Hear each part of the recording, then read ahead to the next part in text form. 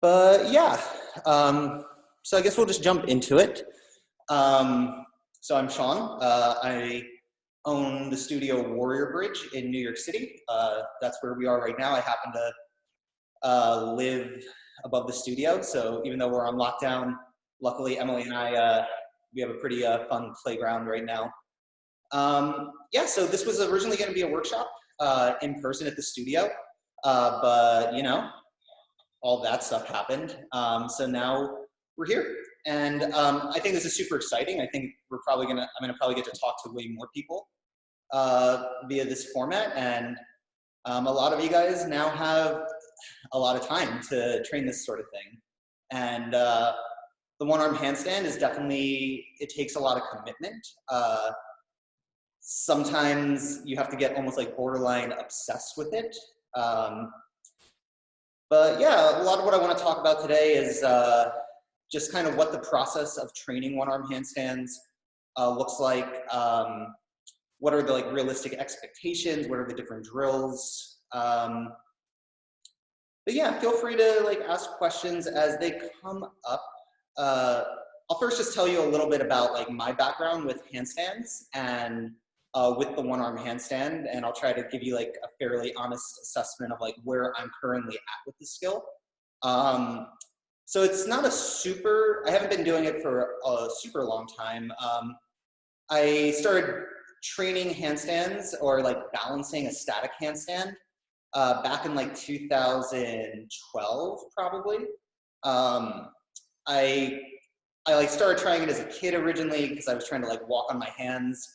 And I was like a skateboarder, so I kind of did different handstand-y sort of things. But it wasn't until I was in yoga teacher training in like 2012 that I started to like try to balance a handstand still and in place. And you know, I just kind of figured it out because there wasn't a lot of instruction available at that time, or at least I didn't really know where to do it. I was kind of just practicing vinyasa yoga for the most part, and I was very into like martial arts. It was like kind of my skill training. I was doing a lot of Brazilian jiu-jitsu, so I wasn't necessarily like seeking out how to become who is the best handstand teacher out there. It was just I already kind of had my community, and I was just figuring out handstands. But handstands were super addictive to me. I fell in love with them, and I built it up pretty slowly. Like I definitely had all the bad habits that or like the bad habits that we hear about, like definitely it was kind of like sunken in the shoulders. I had the banana back. I was probably bending my elbows a lot. I didn't understand the idea of like a straight handstand. Like at first, like I just did like split leg handstands for a long time. And then eventually I learned how to bring my legs together. And then it became like, and then like I thought like legs together was a straight handstand, and then suddenly someone was telling me I was back bending, and that made no sense. But over time, one big thing that happened is I got into acro yoga, and acro yoga actually introduced me to like the beginnings of an acrobatic handstand. So I started to learn about like symmetrical entrances and like tuck jumps and straddle jumps. And I remember like even just getting to fly things like star. Suddenly like gave me this whole new perspective of I was able to control my body and move my legs around in space. Yeah, I took a pretty slow road progressing with my handstands for a while. There wasn't really much pressure to get better with it. So I trained it, but I trained it more within like a yoga context and a little bit in acro. I was already like pretty good compared to most of the people that were doing acro, so I didn't really have much reason to push the handstand. I like figured out presses, straddle presses, and pike pretty quickly. So it wasn't until I like started playing with the one arm because it's kind of like the natural. You know, it's for a lot of people, it's like, oh, I'm doing a two-arm handstand. I wonder if I can do a one-arm handstand. So that I started to mess around with it, and I started to like lift my hand up really fast, and you know, I had like some moments with that, but there was no training the one arm. And I didn't understand how to train the one arm. So I did a few lessons with different people from time to time. I got to work with, I took a lesson with Andrei Bondarenko when he was in New York City for the Curios show. And he took me through kind of like he took me through like an hour, like pretty hardcore workout that involved like block walks, and he spotted me in one arms, but I didn't really come out of that with like how to train it on my own. And then I took another lesson, I took a few lessons with another guy in New York City who was like an old school acrobat, and he took me through his routine for it, and it was really helpful in some ways. It gave me a structure to like approach a general handstand practice with, but it didn't really feel like it gave me the supports of one handstand. So what changed? Eventually, I decided that I wanted to be able to do a one-arm handstand. And I specifically remember that was, I wanted to be able to hold it. I saw some of my friends starting to make gains towards it, starting to like get their holds. And then like, I got jealous, and I was like, if they can do it, I can do it. And it meant that I had to get way more serious about training it. And yeah, I met my coach, Olaf Tribble, out of Montreal. He's a pro hand balancer who performed with like lots of different companies. He's pretty unique in that he's like 6'3", and he's like got long, lanky limbs. So that can often make like training one-arm or being a hand balancer really challenging. But his technique is so precise, and beyond that, like just the way his coaching with me, he was the one that really gave me the tools at the beginning to start to make major progress towards one-arm handstands.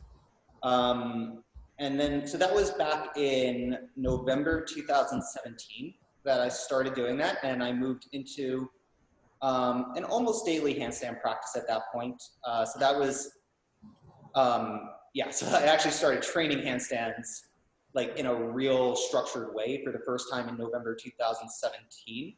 And, you know, one thing that Olaf like did for me is he asked me how much time do I have to train it.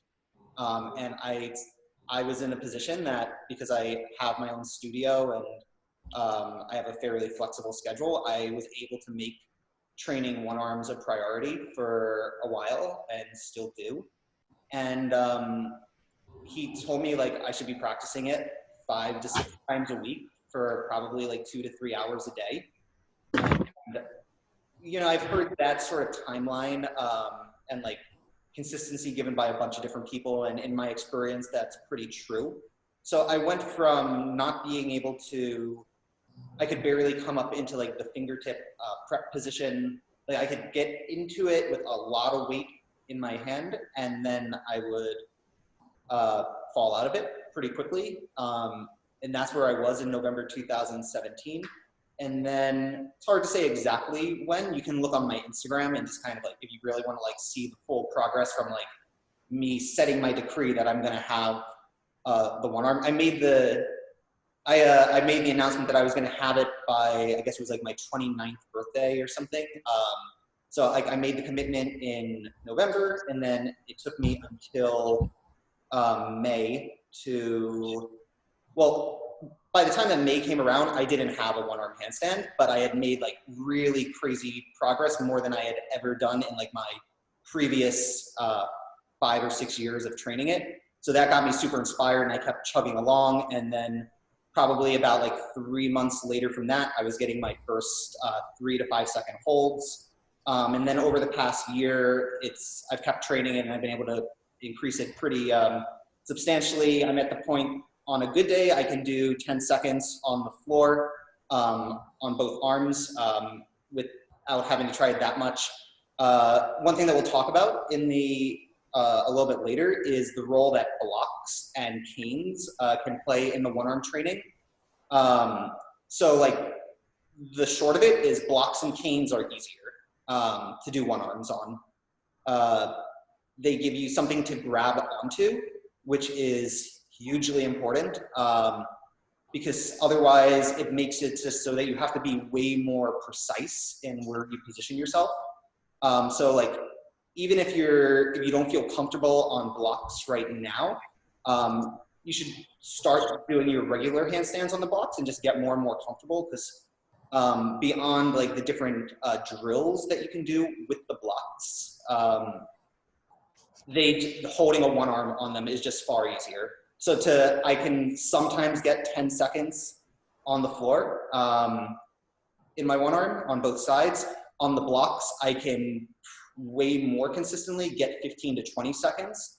And then when you take it onto canes, especially if you have the right type of canes that have a little bit of wobble to them actually, then it becomes like even easier. So this is kind of like the crazy thing with training one arms is, as you get onto those things that kind of seem more challenging, it actually makes them significantly easier.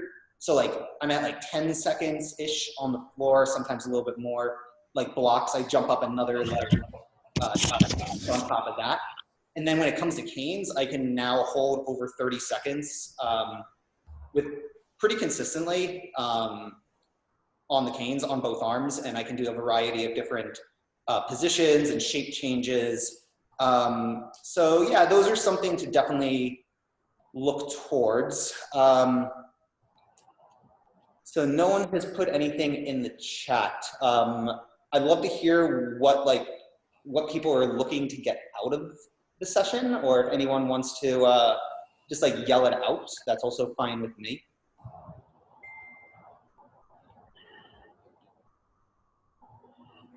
Anyone? Bueller? Okay, so let's just talk about the two-arm handstand. So if you want to do a one-arm handstand, you need to have a really good two-arm handstand. What does that mean? Basically, you're not falling at all.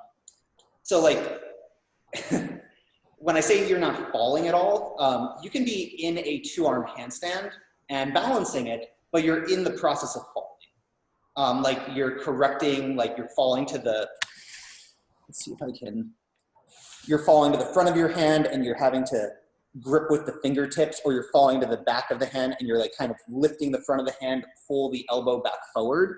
So getting your handstand to be super still is gonna be like kind of the most important thing. So let me show, I'll demonstrate maybe the difference between a still handstand, just looking at my arms, and then like a handstand that's staying up, but is very balancing. Some of you that do acro might think about it as like, when the balance, sometimes we'll say it's quiet. And that's what we're really looking for in our handstand balances. We want it to be quiet. We don't want to be in the process of correcting forward and backwards, because we're going to have to move a lot of things on top of that. And there's already, if it's going to happen on top of an already moving platform, it's just going to be so much harder to control the variables. So this is my first handstand of the day. So forgive me if it sucks, but such is life. Yep, well, at least I said that. Almost there. Promise I can handstand.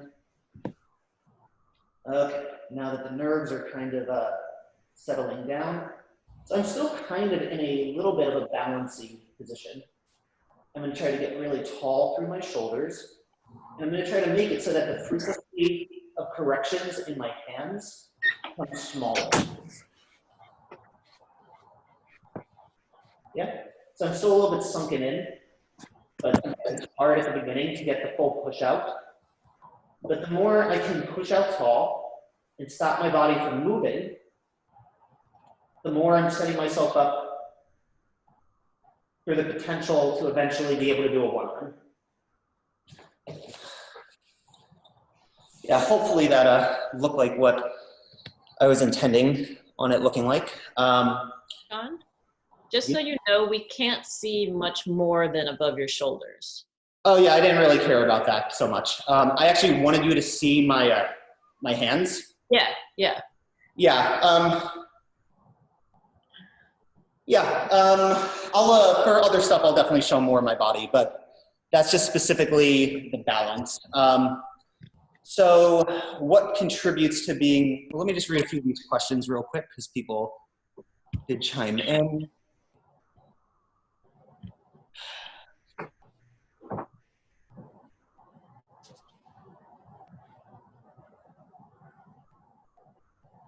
Cool. Yeah, if anyone wants to, if you're not talking, if you can just mute your mic for now, in the bottom left corner, I believe, and then just turn it on if you need to ask a question. Did someone ask something? Okay, cool. So how do we make our handstand more still? We decide on a shape. So this is one of the reasons why the straight body handstand is really helpful, is it gives us something really definitive. So the kind of the baseline level of cues for the straight body handstand would be the shoulder pushed up really tall. So let's just start with, well, first elbows straight. Yeah. So we don't have to talk about that really. For the most part, you're gonna try to keep your elbows as straight as you can unless it causes you pain to do so. So if you have a little bit of hyperextension in your elbow, I wouldn't try to put a bend in it unless it causes you pain to keep the elbow straight. This is kind of comes back to that same thing, is consistency in the handstand. So like you saw at the beginning of the handstand that I showed before, like I was at the beginning like bending my elbows and moving around a lot, partially just because I'm not really warmed up right now. But yeah, keeping the elbow all the way locked out is important. And then from there, we fully elevate the shoulder. So we're lifting the arms up as much as we can without straining too hard. Now this is where like there's a lot of like subjectivity to this, like what is straining too hard. You know, if you can be working really hard and be breathing and staying focused, then that's fine. What's not good is like if you go to push as high as you can and then you just like start tensing everything and kind of like like a lot of times it's going to kill your focus and it kind of overloads the system. So we want to be able to work up to the full push in the shoulders and that to just become the new neutral position for our two-arm handstand. When you can start to make that automatic in your two-arm handstand, it's much more likely you're going to be able to maintain it when you go to shift over to a one-arm handstand. So one of the big challenges of a one-arm handstand is going to be now your one arm has to account for twice as much weight. So you're going to have to push at least twice as hard in this direction to be able to maintain this height. And there can be like mobility can be a restriction here. So like one arms do ask for a lot of flexibility. In some ways, like you do want to be able to achieve like a pretty open shoulder angle. It doesn't need to be like hyperextend, or it doesn't need to be like behind, but having a little bit of a surplus of shoulder flexibility can be good. But yeah, we want to be able to ideally get our arm to be in line with the rib cage. And this is just, it's stacking. So the same way that we want to stack our two-arm handstand, we want to stack our one-arm handstand because it's easier and it just takes a lot of energy to hold a one arm. So yeah, before we shift over, if we're not already in this position, it's very likely that a few different things are going to happen. Super commonly, your shoulder will drift to the outside of your hand. So that'll look something like this.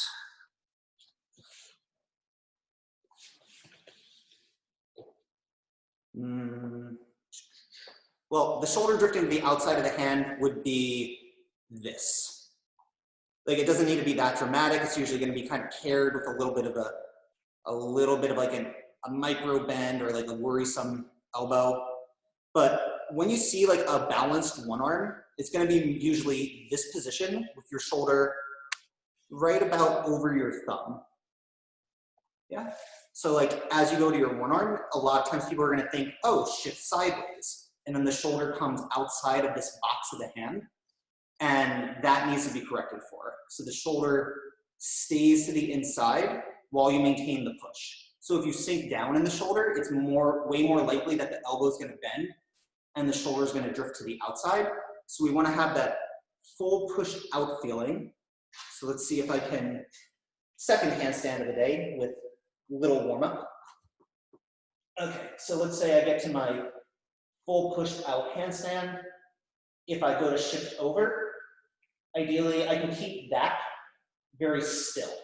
So I have a little bit of a wiggle in the legs, there's some looseness there, but now I'm in a position that in theory should be able to hold the one arm. Yeah? But the alternative would be when I go up, whoops, I kind of sink into the shoulders and I try to move my shoulders sideways, and I might still be able to get up on the fingertips, but the moment that I lift the arm, I'm going to fall out. So the two cues that you'll probably just have to make the inner mantra as you train your one arms are going to be push harder and shoulder in more. And this is setting up the foundation for your one arm. If this part is compromised, it's going to be way harder to be able to actually balance your one arm, especially if like your goal is to, like if your goal is to hold 3 to 5, like hold 3 seconds and be able to take a picture, like you can be a lot more lax with these things and still be able to kind of get to your goal. If your goal is you want to be able to hold like a 10-second one arm on the floor, you have to start like getting like really strict with your basics. I'm gonna just take a look to review these questions.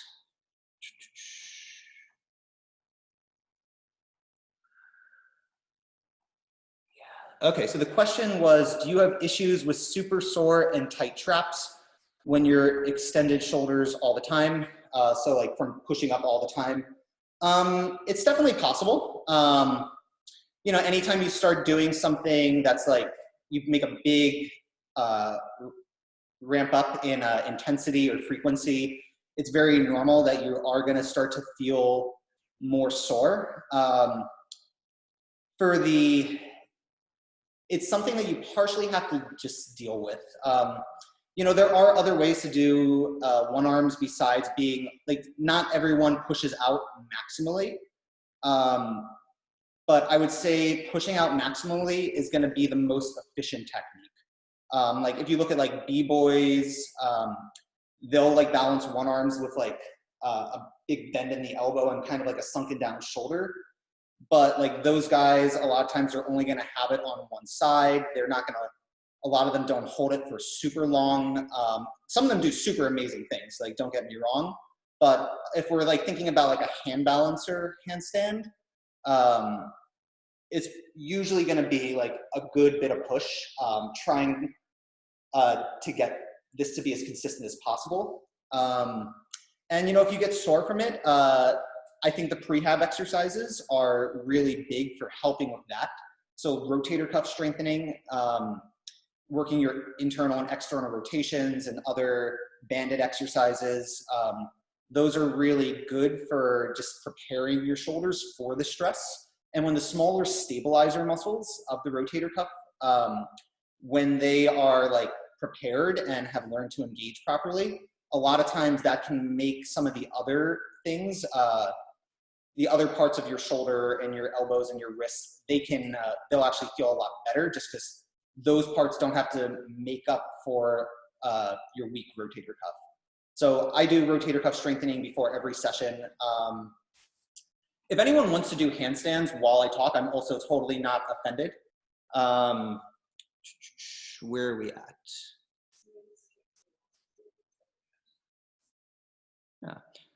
And the other thing that we can consider is the push isn't going to be like only upper traps. The push is partially a protraction. So it's this shoulder blade sliding forward on the rib cage. We want to be able to maintain that as the arm comes overhead. So like if we just try to like lift as much as we can without that protraction, a lot of times that actually, I have felt that leads to a different muscle than your traps getting a little bit strained. Your levator scapula, which attaches to the medial superior border, like the inner upper corner of your shoulder blade, to your occiput at the base of the skull. And when that one engages, a lot of times, for one, it doesn't align us in quite the same way.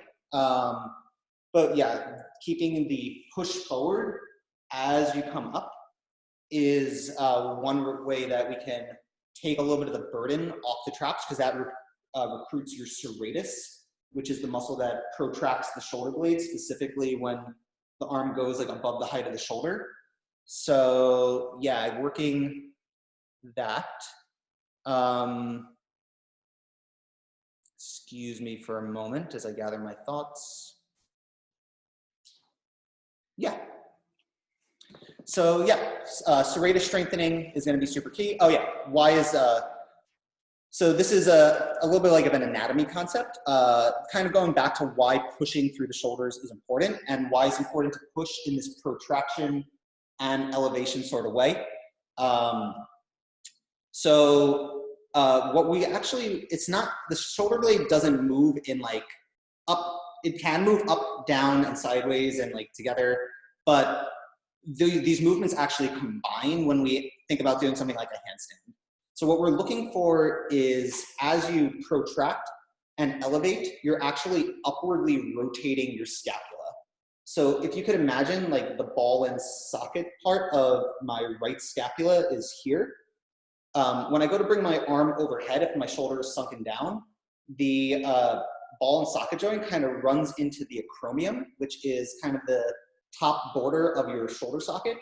But as the shoulder blade upwardly rotates, the acromion gets out of the way, and now your arm is able to stack much more directly over the rib cage.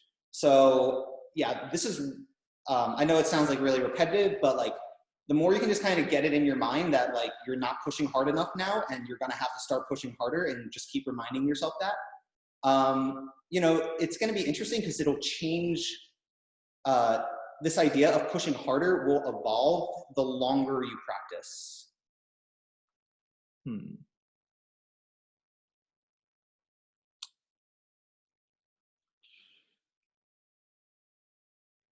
I'll get back to you on that, Thomas. I have to kind of clarify what you mean by that. So for now, let's work up the line a little bit. So we've talked about shoulders fully pushed out.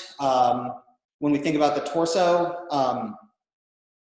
we're gonna want it to be like a fairly straight body handstand, but if you look at most one-arm handstands from the side, it's not gonna be like that perfect like Instagram line. At least for a lot of people, it won't be. You'll see a lot of people with like a subtle banana in their one arm, and this is okay. One of the big reasons why this will happen is the easiest position to hold a one arm in will probably be a big straddle position. So like a big straddle, which will include like a little bit of pike, and a little bit of pike in your straddle will make your butt stick out. And this is okay. But if you imagine that your shoulder has to be like in a super open position with your butt sticking out, then you're gonna wind up in a hollow back. So we balance out that subtle arch with the shoulder being slightly closed. And this is okay. It's not gonna fuck up your one arm. Some people intentionally close their shoulder more.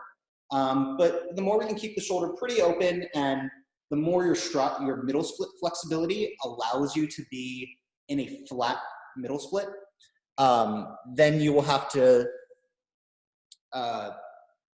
close your shoulders less in theory. So if you think about your middle split, like right now you can see my feet are like maybe like a foot in front of my butt.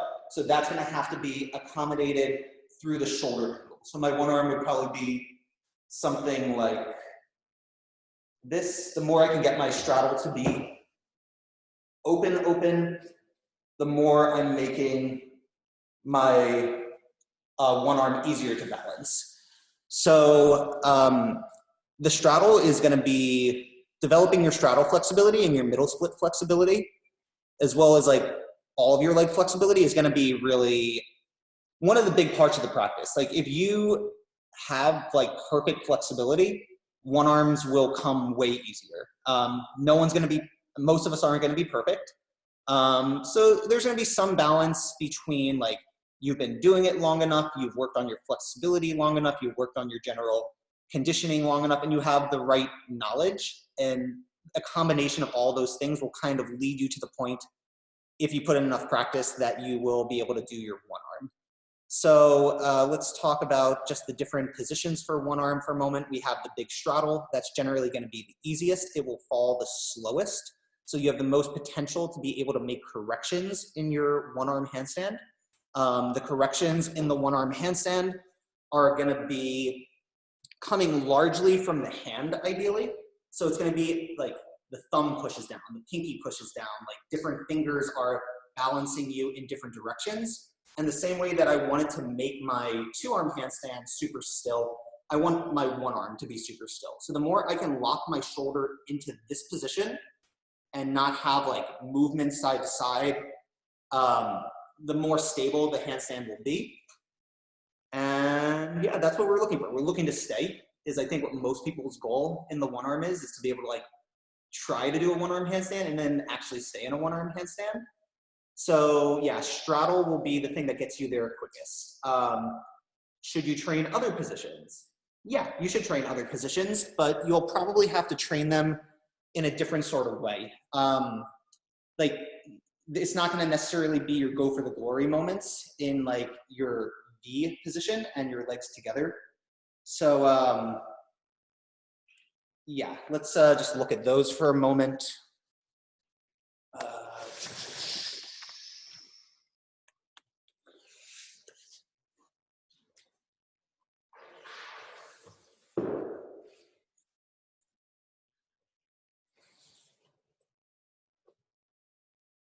So this is the big straddle. This is where I would this is what my default one arm handstand position is.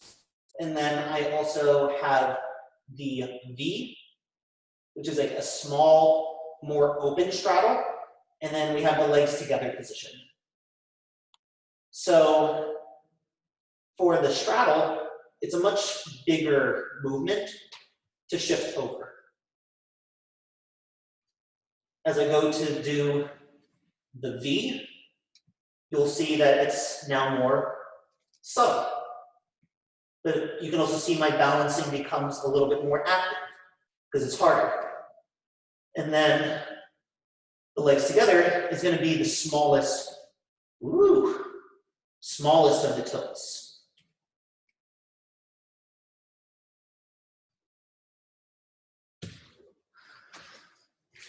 So you're definitely going to want to put time into the other positions beyond just the straddle, but beyond the big straddle pike. And because those positions are going to teach you other things. They're going to teach you how to be in a more precise spot in your hand. They're going to make you work harder, so they'll condition you. So by doing like the harder things, the easier position will feel even easier in comparison. Let me just, yeah, so when I say the straddle pike, basically I mean your biggest middle split, and your biggest middle split will have a pike in it, just because the legs won't open up fully unless you're in an anterior tilt. Anterior tilt is butt out. But yeah, if you're going to do like a middle split and you're in like a fully, like a flat hip position, you can get out to like somewhere before you kind of like run it into your edge. But then when you want to start to go lower, you come into your anterior tilt, or you've piked, and that lets you slide out into a fuller straddle. So just generally speaking, the bigger your straddle can be, the easier it will be to balance on one arm. Cool. Moving on. So yeah, we've talked a little bit about some of the common pitfalls. The shoulders go to the outside, you sink in the shoulders. Twisting is a really big topic. So your one arm, you go to shift over to your one arm and your body twists and you fall out. This is largely a result of the shoulder wasn't stable enough. So if your shoulders are stable, you can definitely, like you'll see a lot of people who balance one arms. Some of them stay in a little bit of a twist the whole time.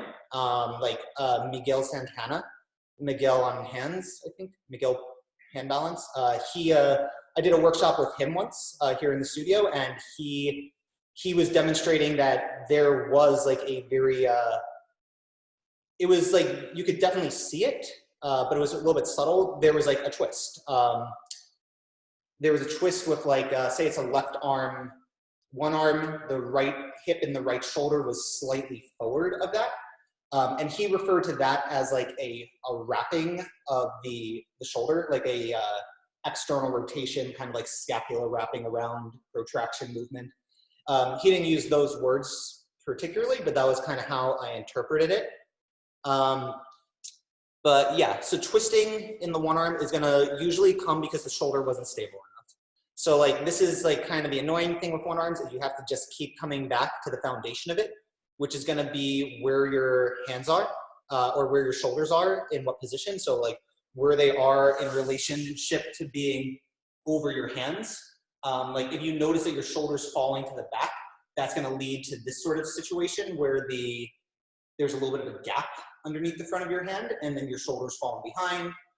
So it's good to notice when you're falling out of your one arms, if you very consistently fall back to your feet, that's a good sign that your shoulder is not forward enough. So if your shoulder is not forward enough, how do we fix this? It comes a lot from pushing. If you're fully pushed out, you will have more ability to stay with the shoulder forward. Other ways that you can strengthen this are gonna be shoulder shrugs in the two-arm handstand. So yeah, and since I've been talking a lot, let's have everyone just do that for a moment. How about you go up to a handstand, either in a belly to wall position, and try to do 5 slow shrugs. And really let the emphasis be like find the top position and try to stay there and see how stable you can get. And I will watch. And if anyone wants to put any questions in, I will address those.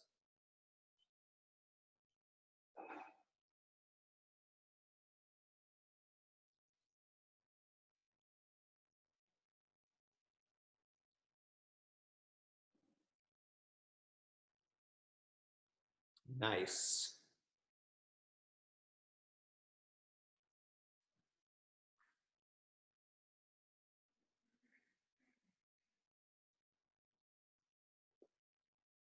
Yeah, looks fantastic. Nice, Brian. I'm just seeing some of the, cool. Mr. Hawes is here. A lot of people I didn't realize were here. This is cool. Sean, Wendy. Mendel, my friend. Good to see you. Okay, cool. So yeah, the push, super important in the handstand. Foundation of the one arm. If you don't do it, you're probably not gonna hold your one arm, or it's gonna take you way longer. So we had we started saying at the studio, always be pushing, ABP, fuck. Had one shot and missed it. ABP, always be pushing. Yeah, so make that automatic in your handstand, and that will pay dividends in the one arm department. Cool. How long should you be able to hold a two arm handstand to be able to balance a one arm handstand? It is not a direct correlation. I know people who have held like 4 to 5 minute two arm handstands and have struggled to hold one arm handstands. It's a different skill. That said, handstand, two-arm handstand endurance does help. It really helps you solidify your shoulder position, and there's a special kind of burn in the forearm that you get from like holding endurance two-arm.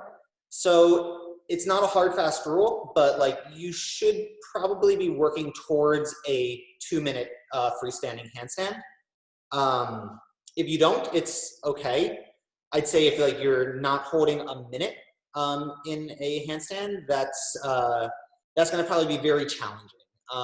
I'd say probably like a minimum of 90-second hold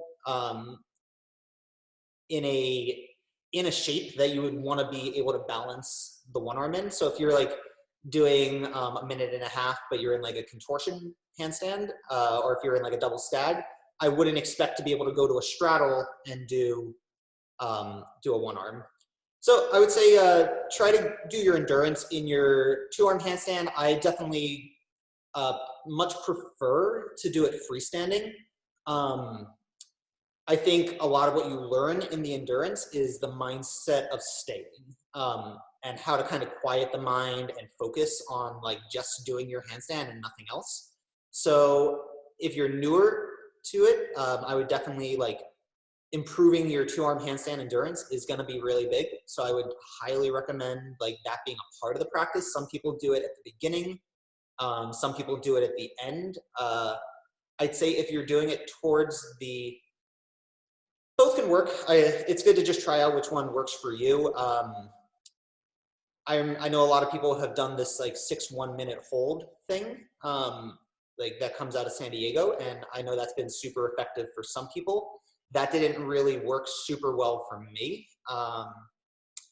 until I got to like a higher level, and then when that wasn't so hard. So I kind of would go with the way I kind of treat endurance at the beginning of the practice is like you kind of give yourself a taste of endurance. You don't want to necessarily do your maximum possible hold because that kind of burns you out a little bit too much to move forward through the rest of the practice. So that was kind of like something that I kind of faced with it is if I did 6 1-minute holds, I couldn't really work on more technical elements. So I've more recently revisited the endurance, specifically as it relates to one-arm handstand. One big thing that Miguel shared with us when he came here was he's a guy that's all about endurance, and that can definitely work for a lot of people. He threw out the suggestion of, or he suggested doing 10 sets of 30 seconds. He suggested doing it at the wall or in prep position. And when I started doing that, I did see some very immediate gains. The potential downside to that approach is I don't know if he had given me that, he kind of threw that out to the whole group, and I think that's a fairly standard thing that is put out there. I don't know if I would have been able to do it. If he gave me that advice a year ago or like 6 months before he did, I don't know if I would have been able to upkeep that level of intensity. But by prioritizing endurance, you're always going to get better is the thing. Like if you keep getting stronger, handstands keep getting easier.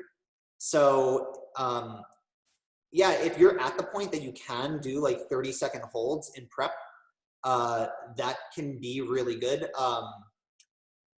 Yeah, doing like 10 sets, or if you're at the point that you can do 15 seconds, trying to do like 15, 20-second holds in prep, or just doing the best that you can and keep like working to up that level. That can be really big. I think like one thing to keep in mind is like, if you can't do that length of time in a prep, you're probably very far away from being able to do that in a one arm.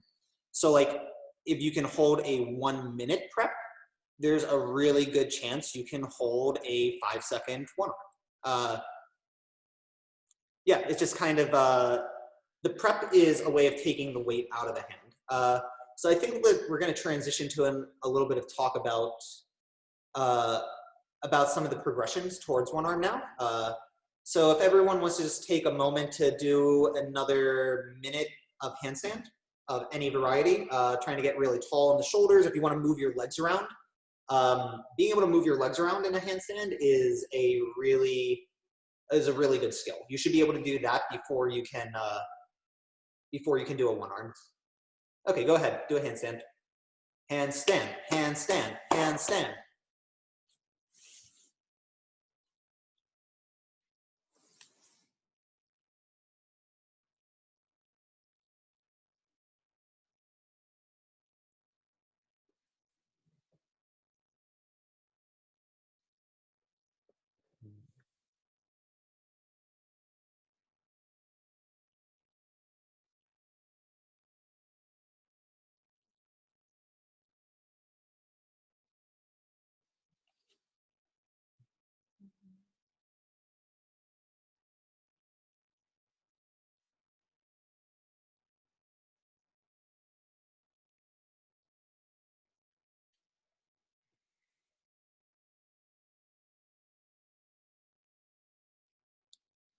Nice, looks really good. So if you're using the wall for the handstand, completely fine. Just things to consider. If you're in a belly to wall position, so if we're using the wall for our handstand, we want to try to align our shoulder as much over, we want to put our body in as similar to a freestanding handstand as possible. So if you're leaning over a lot onto the wall, that's kind of working with the scenario that you've kind of like fallen over in your handstand already. And if you're belly to wall and you're really leaning against the wall, that's playing with the situation that you're underbalanced. So yeah, you want to be careful about these things. I mean, like careful, but it's more just have an understanding of what's happening. The more you can align yourself in a way that's similar to a freestanding handstand, the more it will be applicable to your one arm. Good work on the walls. And yeah, let's talk about just the basics of the shift without the balance. So I'm gonna just reposition this real quick.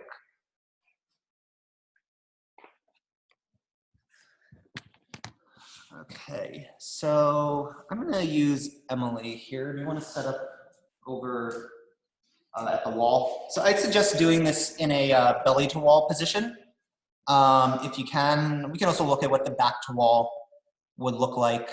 Cool, so Emily's gonna go up in the belly to wall position. And let's take a look at what a big straddle shift would look like. So she's doing a good job of keeping her right shoulder in place. She's pushing up nice and tall. And you can see her left hip has stacked over the right shoulder. So this means like she can probably lift that left hand and be able to stay. Yeah, excellent. Why don't you do the V on the other side? So the narrow V, she's gonna try to keep the left shoulder in over the hand. Yeah, so that's a pretty nice shift.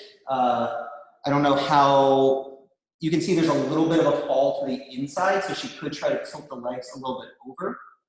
Yeah, that's really nice. Cool, you can rest. Yeah, so trying it out on the wall can be good. There's some very clear differences between doing it in the middle of the room and doing it on the wall. But maybe for a moment, take a second and try to do one arm's belly to wall. And I'll watch what that looks like and say more things.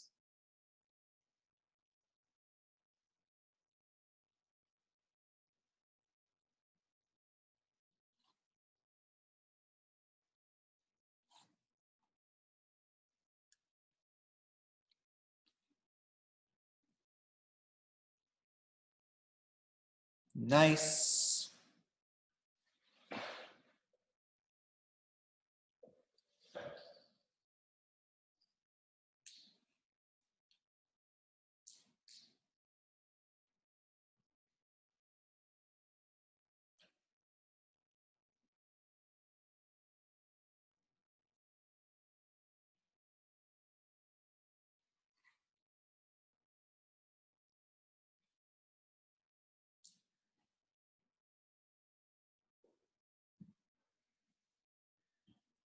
Cool. Yeah, I'm seeing some really good stuff here. Rest whenever you need. Feel free to throw out any questions or if you were having any experiences in it. Nice cat, whoever's cat that is. Hey, Sean, so you're saying that the opposite hip to the hand that you're balancing on should be stacked over it.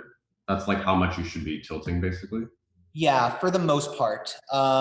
Ideally, we can kind of keep our torso as a block. So like the torso stays the same shape. We're not trying to side bend to make the tilt come over. It's more of an idea that the rectangle of our torso tilts diagonally. And by doing that, then the arm can lift out to the side. It definitely works to like do this, but it can be a challenging position to learn the one arm in. Generally speaking, I'd say like it's the more efficient route for what most people are looking for is to like train it in like the standard straight body position, and then you can add the side bends later. I know that wasn't really what you asked, but yeah, it's going to be about that much. Basically, you need to tilt as much as it takes to get the weight out of your hand. So partially how much you tilt has to do with how much you push in the shoulder. It keeps coming back to ABP. Always be pushing. If you're sinking into your shoulder, you're gonna have to tilt substantially more to be able to get the weight over. Does that make sense? Cool. Any other questions so far? Cool. So let's just try one more challenge with this this wall handstand. So we're gonna try to do that same belly to wall handstand, and Emily, maybe you can like help align the camera so that it shows my legs. So I'm gonna take one of my feet off the wall, so I think a sideways view will be helpful to see that. So you'll go up the wall. One thing about using the wall, I don't go too close to the wall. If you are like very close to the wall, it's gonna make it much harder to maintain your shoulders over the hands actually. Like your shoulder's gonna wanna push too far forward and it'll be really heavy. So I do almost all of my belly to wall handstands with like 8 to 12 inches at least between my hands. But moving on, so let's say I'm gonna go up the wall. I'm gonna do my V position. I can make my shift, and then I'm taking my outside foot off the wall.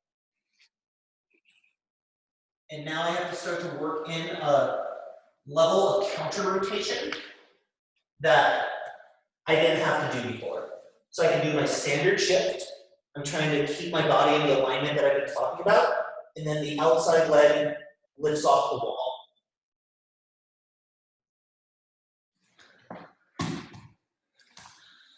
So, does anyone have a question about that drill?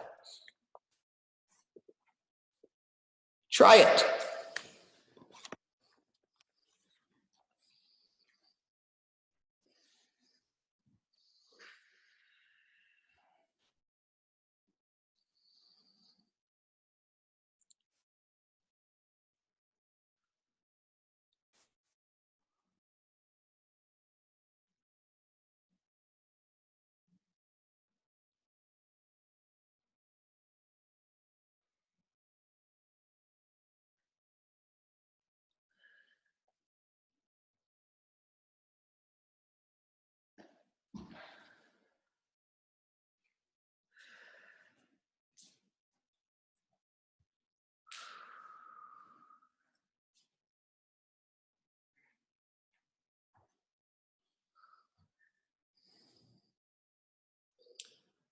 Nice. Looks really good, everyone. Cool. So yeah, if you're up, you can stay up, but I'm gonna start talking again. So really common pitfall when we start to use the wall for one-arm handstands is the inward banana.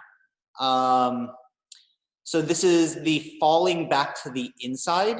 Basically, you didn't shift enough.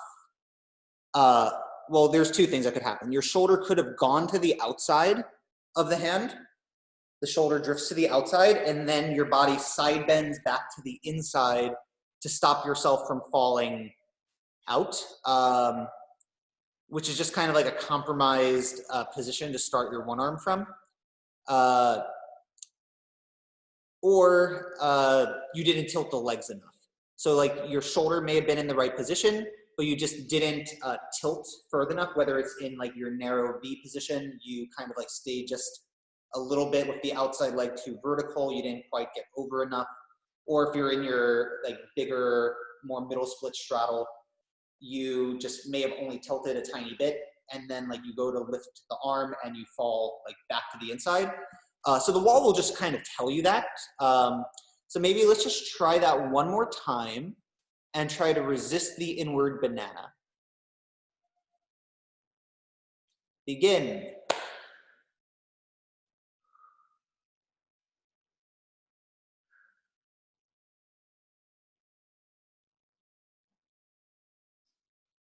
Yeah, and if you can do these freestanding, do them freestanding, that's fine.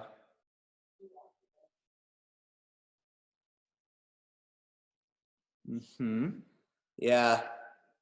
So not to call anyone out, but if we looked at caveman, that's a pretty classic inward banana right there. So Brian, if you can tilt your legs further over, that'll help. Like legs to the outside. Yeah, I know it's hard once you've already been up there for a while.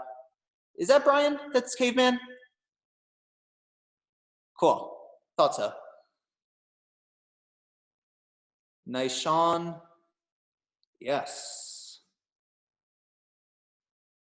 Nice. That's a warrior bridge trained one arm. Very good. Awesome. Yeah. So you can definitely use the wall, especially when you're first starting out. Like say you're still developing your two-arm handstand practice. I would say this is where like one arm at the wall can be a really nice strength builder. Let's go through one. There's actually two other ways that we can also use the wall to kind of introduce ourselves to the one arm. And then from there, we're going to get into like balancing exercises. So things that are largely away from the wall. So next way that we can play with this is going to be a back to wall handstand.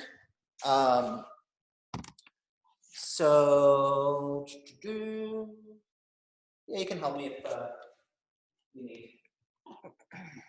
So I'll kick up back to wall. I'm going to go with a narrow straddle, and I'm going to tilt over. So there's definitely some twisting and such happening here. It's kind of hard to avoid that. But let's talk about the technique that I'm using here. So the inside leg is going to be bent. So the inside leg being bent is going to let it be so that your body doesn't have to lean over in an arch to touch the wall. You're able to kind of maintain the position of your pelvis and your rib cage by doing this. So you'll bend your knee to keep yourself from falling too much to the wall. You can do it with two bent legs, or you can try to have the outside leg off the wall. And that would be kind of the level 2. So we can try that. We'll try back to wall, one arm, or prep. Feel free to just come up into fingertips if the one arm itself is too much. And yeah, you can think inside foot is going to be over the balancing shoulder. And then the outside foot can be off the wall if that's available to you. Give it a try.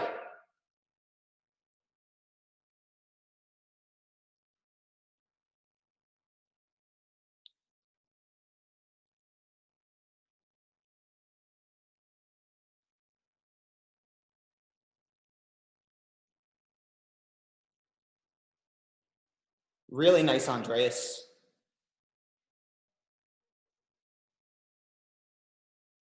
Nice, Thomas. Really good. So just be mindful of the inward banana here.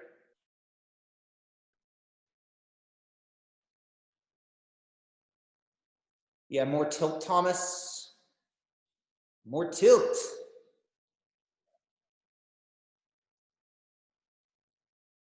Yeah, that's pretty good.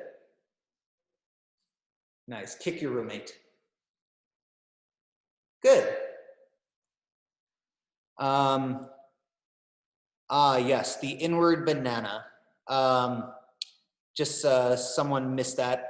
So yeah, the inward banana is falling back to the inside via a side bend. Usually this happens because your shoulder either drifted too far to the outside or you didn't tilt the legs enough. So you start to side bend back to the inside. So Emily would like to show it. So show a good shift.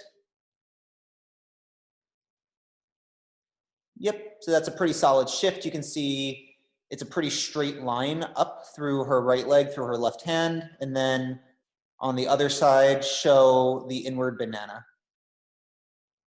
Yeah, so that's really typical, the butt falling to the outside, the legs falling to the inside, and there's even the rotation of the hips. So there's kind of like a twisting of the pelvis, almost like a figa shape. Yeah, so that would be the inward banana. Cool. So yes. Yeah, anytime you're using the wall, just be mindful of like what the wall is making you do. Notice if like you're twisting in a really big way. You know, some of you guys had a lot of success with taking the outside foot off. Some of you, that was too much, and that makes sense. Like these drills aren't in themselves going to get you a one-arm handstand. We're gonna have to get to the freestanding stuff to get there, but these can help us understand some of the positioning and help us get a little bit of time in it, especially when we start to take one foot off the wall. That'll start to give us some tools to play with. So there's one last way that we can use the wall, or I mean, there's lots of ways you can use the wall, but I'll just show one more. Let me figure out a good angle for this one.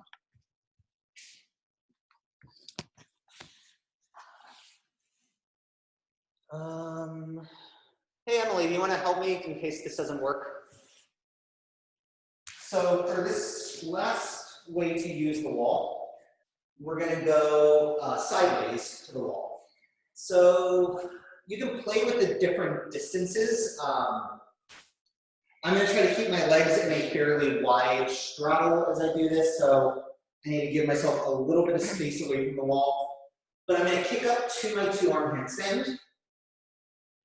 And then from there, I'm going to straddle until my foot's on the wall. And now this leg that's on the wall is kind of be a little bit locked there, but I can start to tilt my other leg down, and then maybe my other leg can come up. And I could practice coming up into a prep position, or I could practice lifting my hand up off the ground to come into the one arm. This drill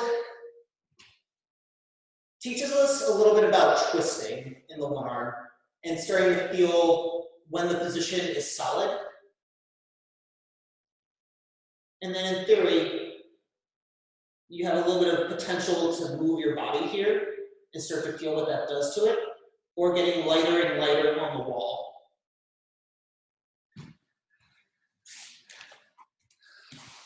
Does that drill, does anyone have any questions about that drill? Want to try it? Go ahead.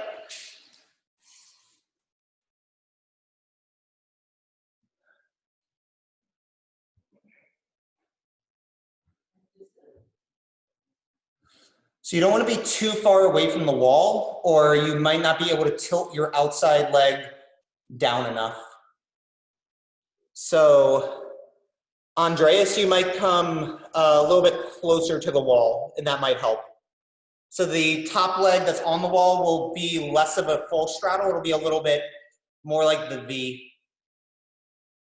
Good. Yeah, and then Ariel, try to drop the outside leg down more. to tilt the weight. Yeah, that's it.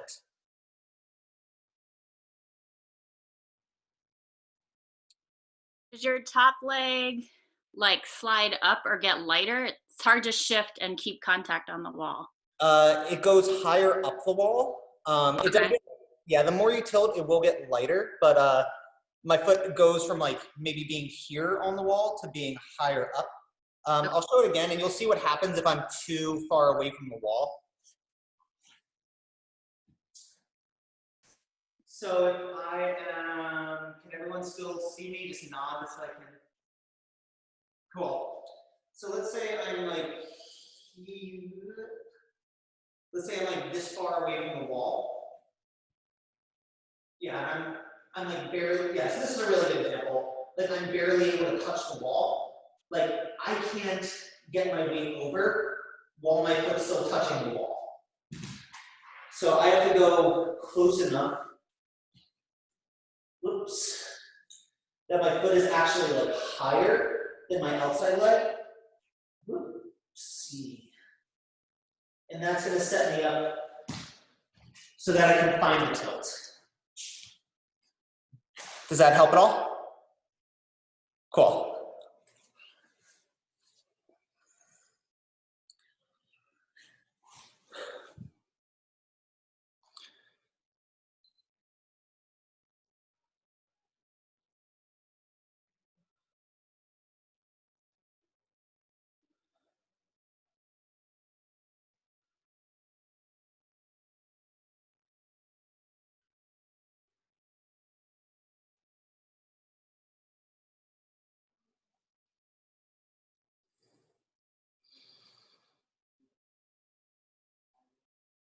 Is it okay to ask you questions here? Yeah, totally. I feel like when I do that, it makes me just like heavy pike on that down leg versus getting like an up and over shift, like to transfer the weight and to get that leg down. It just feels very asymmetric and I'm just like piking at the hips or like crunching on the side body versus like the lift up and over that I feel on some of the belly to the wall. Yeah, it is a lot less connected than the belly to wall one, and the belly to wall one gives us a very like clear reference point for where to shift. We have to control the twist a lot more when we're doing this drill. I never really spent that much time doing this drill in my own training, but I think it can be useful just to try, as something to try out to kind of check in with every once in a while. I think starting in a very straight handstand and then thinking like the top leg stays as kind of like an open straddle and then the outside leg, I would just go lowering it and coming to the middle split until you feel the inside hand get light. And for these drills, like, you don't necessarily, and for like all one arms drills, you don't necessarily need to come up to a prep position or lift your hand up to be able to start to feel the weight of it. Yeah, like at the beginning, we can just be working on feeling feeling what it's like to have more weight in one arm can be really useful in itself. So yeah, this drill can be a little bit tricky and without like being right there to like watch it and seeing like all the directions, all the dimensions of it, it can be a little bit hard to diagnose. But I'm happy to like, do you want to try one more and I can see if I can? It seems like I can get the shift, but I feel like I like do really shitty form because I just like pike and do a side bend instead of like the other ones. I'm like lifting like crazy, trying to keep my hips just tilting, not like folding. So I don't know. I can play with it some more though. Yeah, I mean, I think everything you're saying is completely reasonable. I think a lot of these wall exercises actually, these are some of like the inherent problems in using the wall to train one arm handstand is most of the exercises kind of mess up your proprioception a little bit. They make it a little bit harder to do the exact form.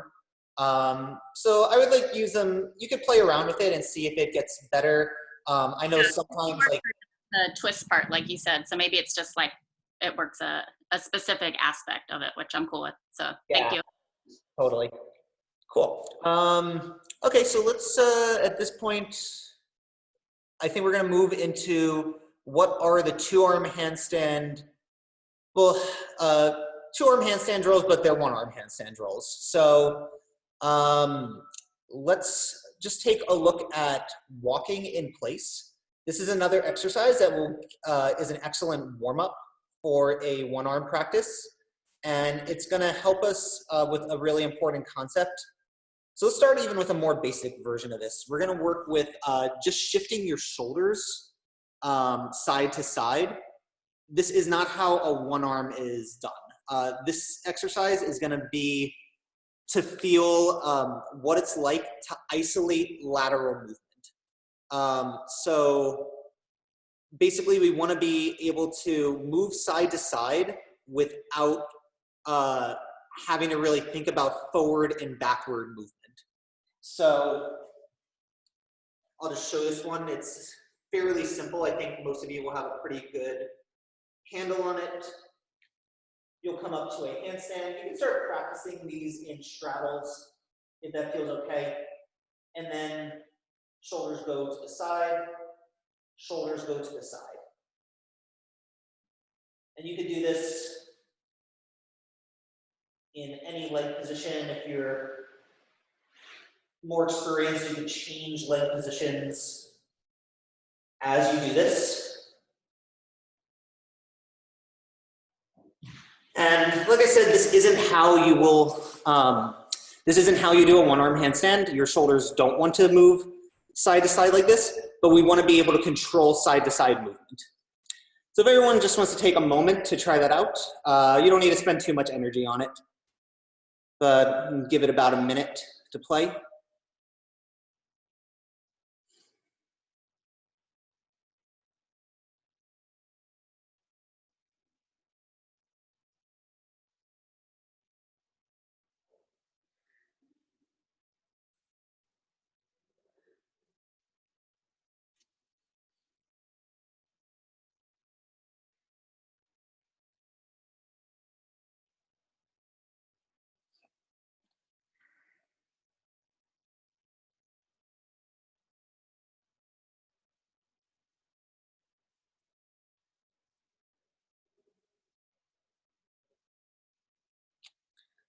Last few goes at it if you want, and then more things.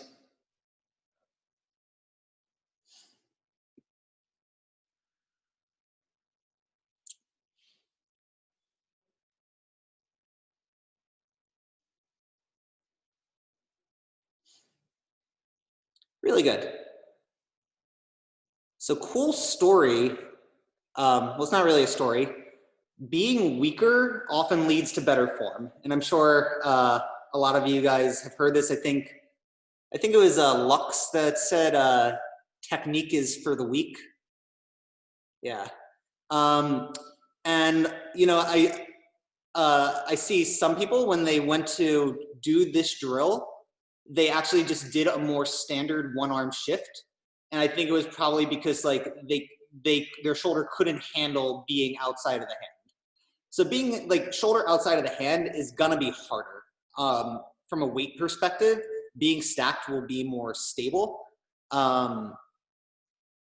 Yeah, like shoulder being in will, in theory, be lighter.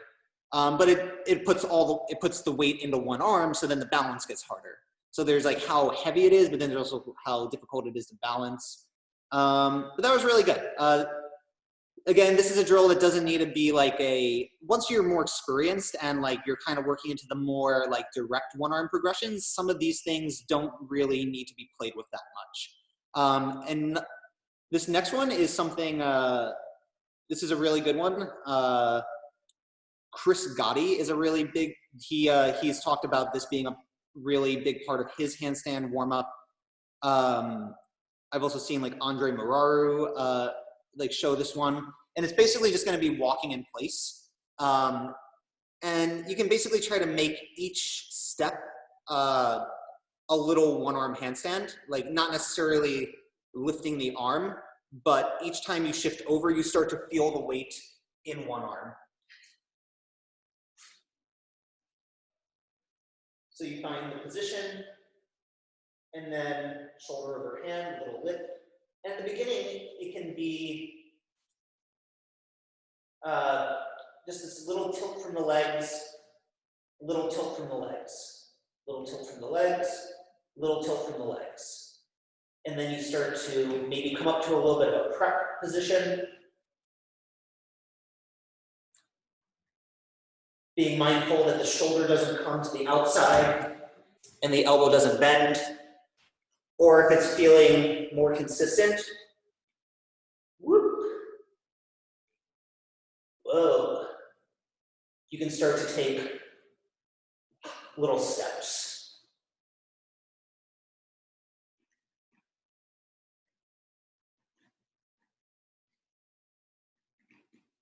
Yeah. So this is another drill. It's not going to get you a one arm, but this is probably like a good prerequisite sort of thing. Like if you can't do 10 of these in a row, doing a one arm is going to be really hard. Okay, maybe give it a try.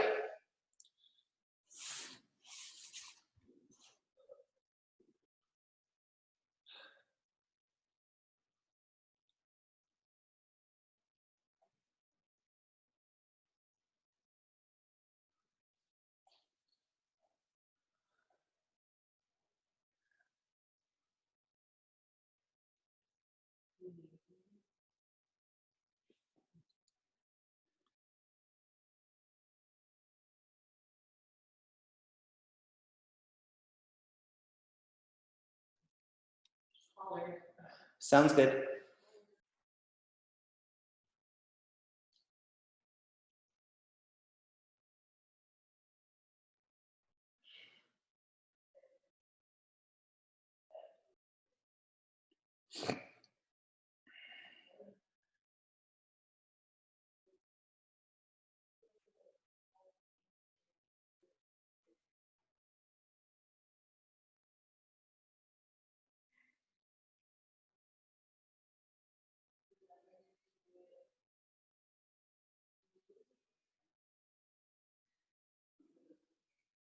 Yeah, really nice. Take a break when you're ready, and we'll talk about the next thing. Well, apparently my internet connection is unstable. Hopefully this all keeps working fine. I don't know if you're listening, Brian, but I'm just judging people's living rooms, and I really like the K and B on your wall. That's really cute. Cool. I'll tell you, yeah, that was her thing. So yeah, no, good job. I finally got it. I was like, wait, his initials are backwards, and then I put it together. it's good, but it takes up all of our wall space for handstands. I know, you know, a lot of you guys might have to reconsider like your wall decorations right now. What's more important, pictures or We're at the gym. hands? I'll just say there's no pictures hanging in my apartment. Okay, so another really good two-arm kind of prereq is gonna be side bends. So doing a two-arm handstand side bend in the straddle position will be a really good thing to be able to do, and it's significantly easier than doing one arms, but it does start to build up relevant strength for the one arm. Like some people will even, I've heard people compare side bending as like planche training for your one arm. Like planche training being like you're training like shoulders going like way past the hands, like straddle planche or full planche. And the side bends are heavier than one arms, or like than straight body one arms. That said, they're a lot of times more stable. So the same way like a straddle planche doesn't really like take much balance, it just takes like kind of beast mode strength. Side bends definitely include balance, but they're much more about like flexibility and like power. That said, like we don't need to have a super deep side bend to start to learn some of the lessons from this. Lessons that we'll learn from it is keeping the shoulder in, that like inward lean of the shoulder a little bit. And again, isolating lateral movement. So if you're still like kind of inconsistent in your forward to back balancing and there's a lot of like noise in that balance, side bending is gonna be, it's gonna make it more complicated and there's a good chance you're gonna fall. So let's take a look at a straddle side bend real quick.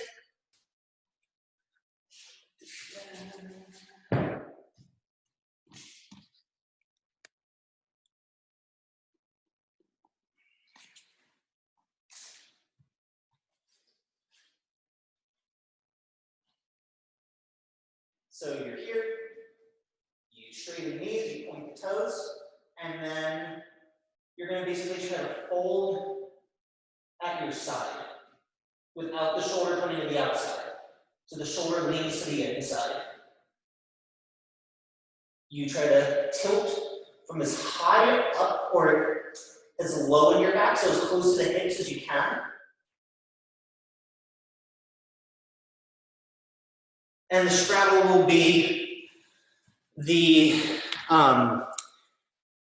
so side bends, if you don't have a decent middle split, you might not really work that much on side bends right now. You can definitely work them in other positions, like a tuck, or even potentially having like the inside leg bent will ease the flexibility demand of it. But yeah, having like, you know, like if you're getting anything from what I'm saying today, like you've probably learned a lot that like, okay, I need a push from the shoulder and I need to work on my middle split.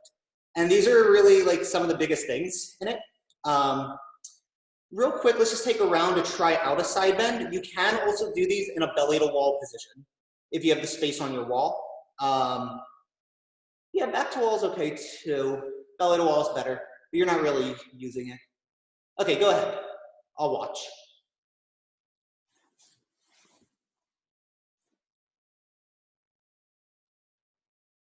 Mm-hmm.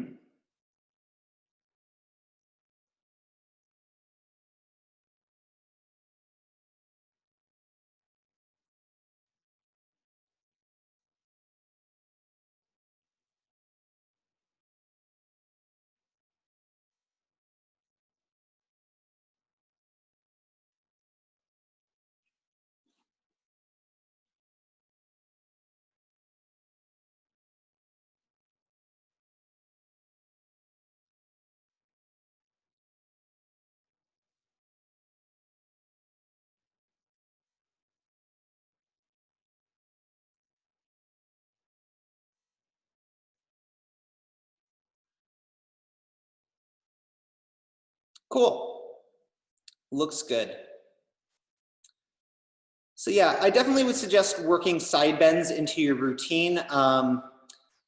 If you're very flexible, you might save them for the end of your training. If you're not like very bendy, you could probably do them towards the beginning as kind of a warm up for the one arm stuff.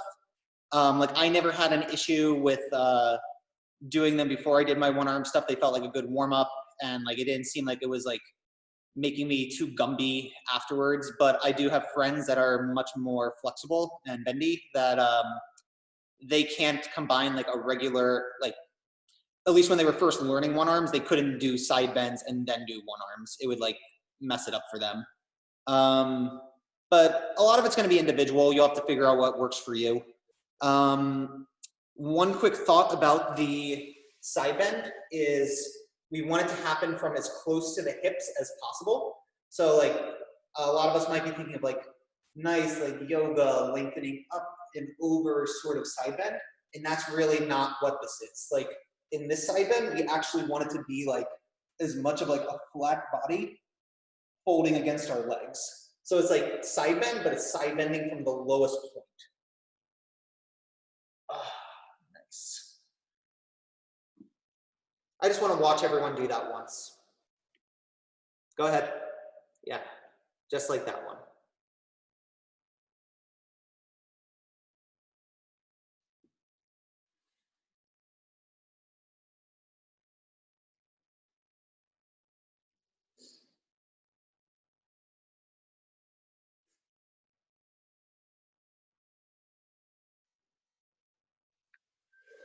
Hey, Sean, Yeah. do you keep your opposite hip touching the ground that whole time?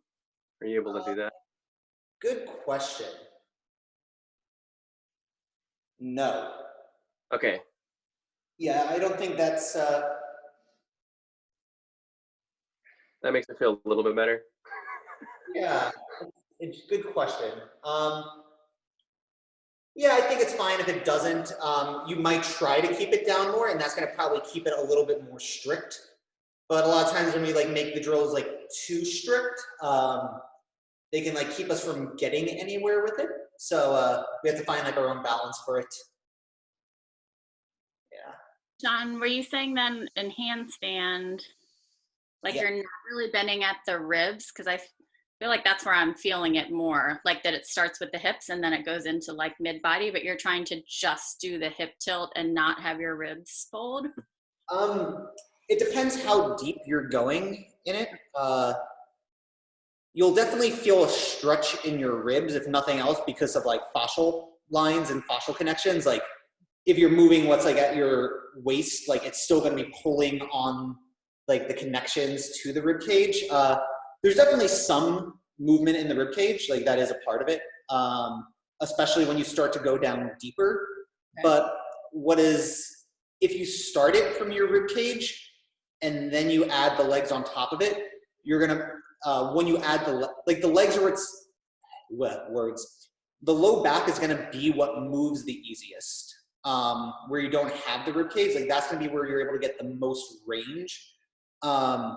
And the thing is, it's like a side bend in a handstand is like a trick. It's like a performance piece.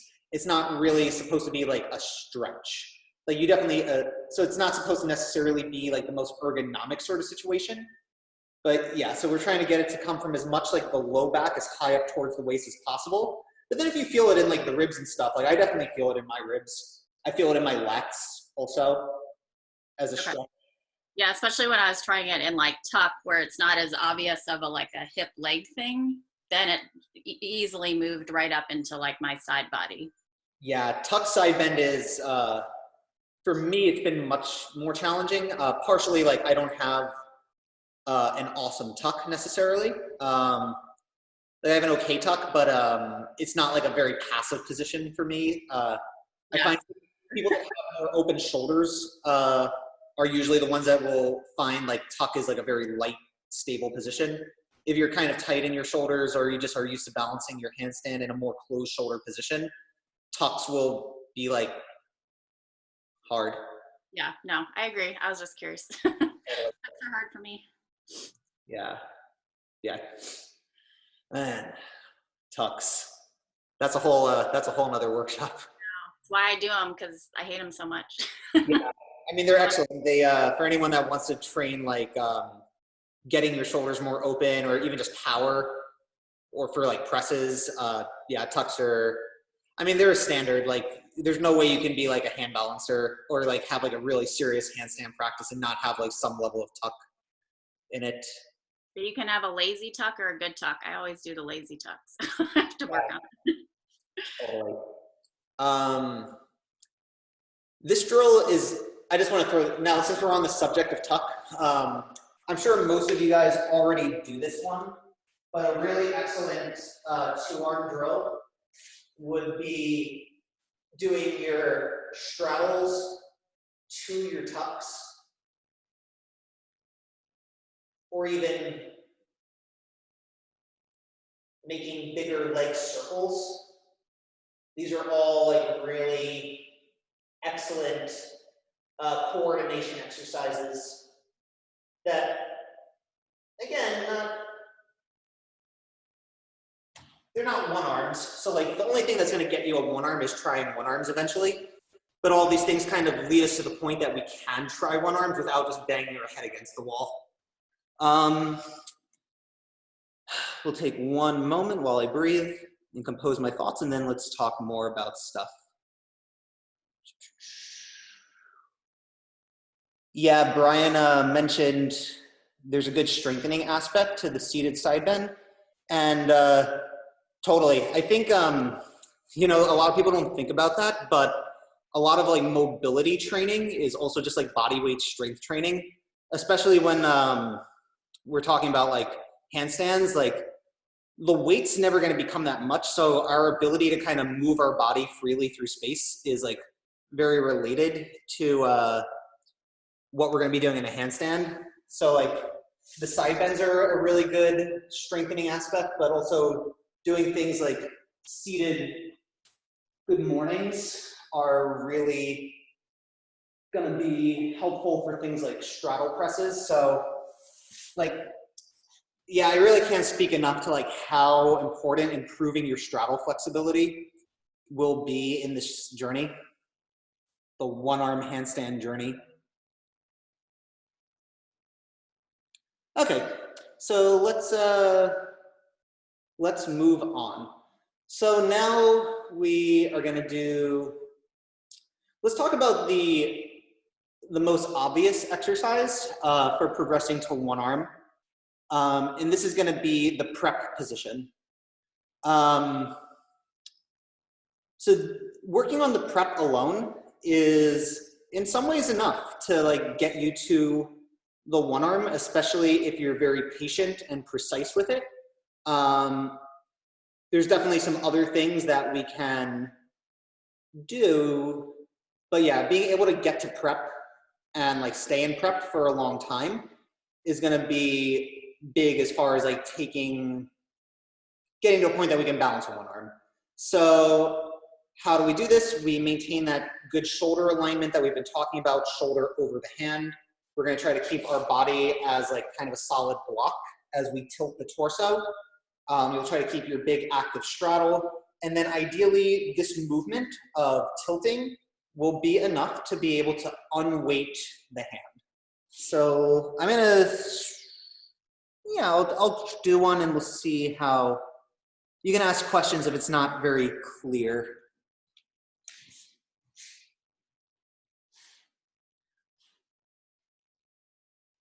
So I go up. I'm going to find my little bit of a tilt. I keep my shoulder in a good position, and then I'm up on the fingertips. And then I might just come back down. So at the beginning, we can make the exercise, come to fingertips, hold for a second, come back down. And then what we have to start to become aware of is there's a big difference between being in a prep here and being in a prep here.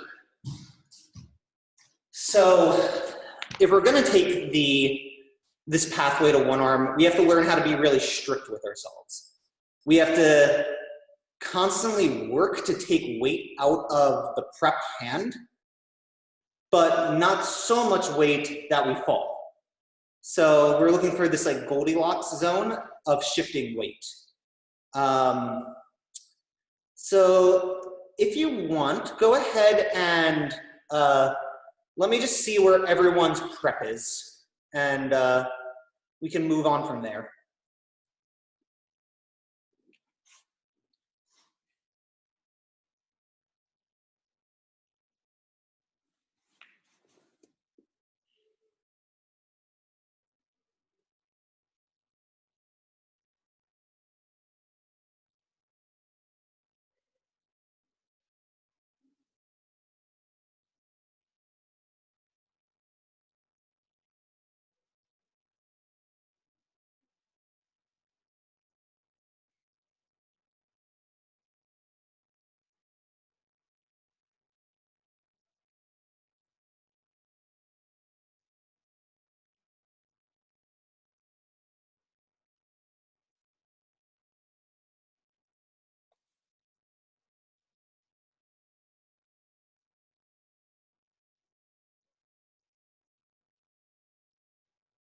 Feel free to ask any questions if you have them.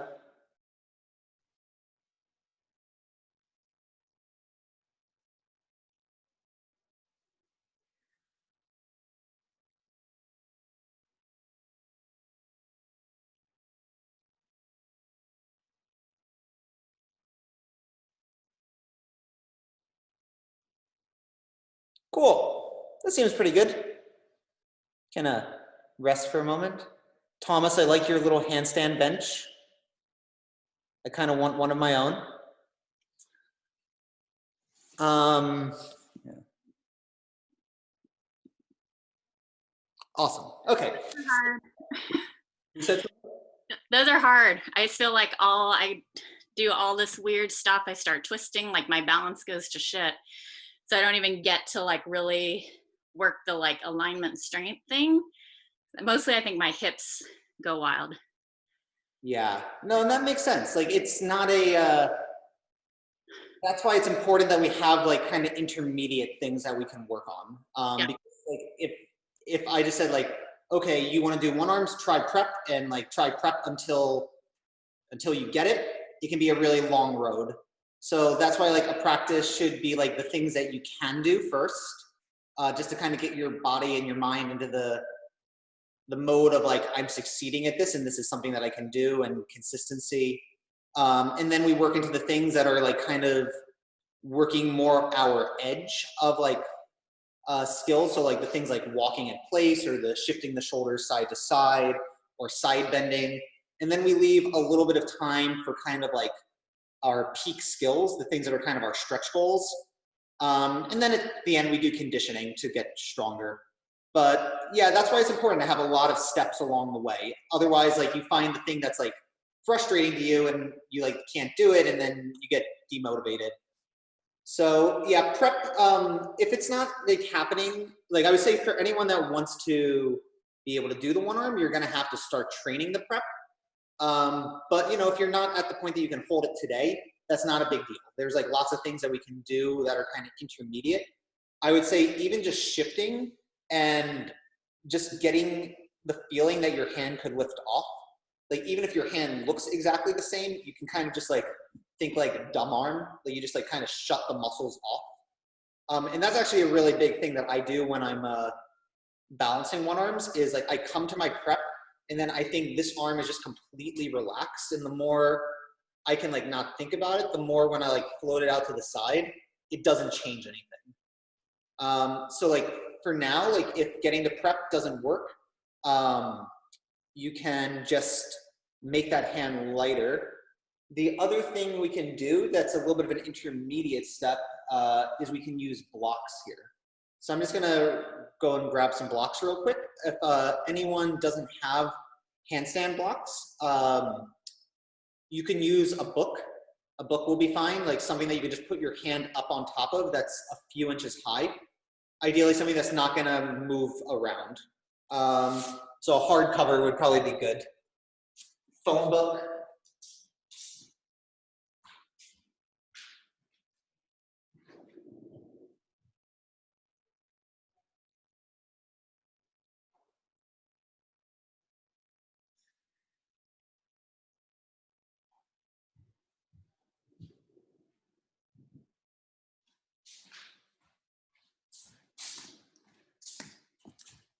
Cool, I'm back. So handstand blocks, super useful tool in training for one arms. Also really good for an acrobat to develop precision. The blocks make you balance in a little bit more of a strict position. You're not able to lean your shoulder quite as far forward in the handstand because your fingers aren't like underneath you anymore. So they make you balance in a more specific spot, which is really helpful for one arms. There's also a lot of drills that we can do with the blocks. So if you're having trouble getting to a prep position, you can take a handstand block, or you can take that book or something that's just like a few inches high that you can put your, like no more than like 3 inches really for this specific drill. But you want it to be about the height of your prep, ideally. So like the block is about the height of the prep. And all I'm gonna do is one hand on a block, one hand on the floor. And I'm gonna jump into my handstand. Right now, my weight's fairly even between the two. I'm just gonna tilt my legs over. And try to hold there. And you might try to open the hand that's on the block. But this is basically gonna be like an artificial prep. Like we don't have to actually like get up onto the fingertips. We're just already a little bit higher, and we just have to make our legs catch up a little bit. So yeah, people can give that a try. If you have any questions, you can ask those.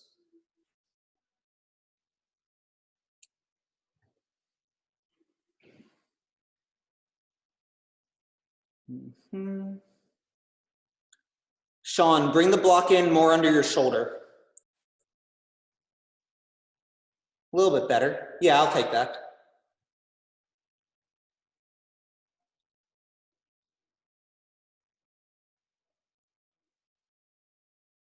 Mm-hmm.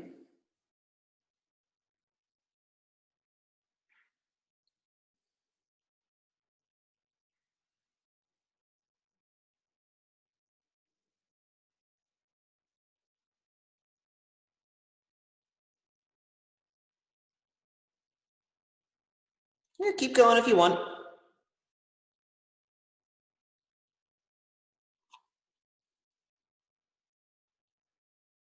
Mm-hmm.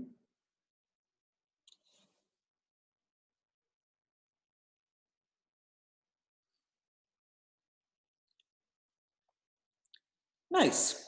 Okay. Seems pretty good.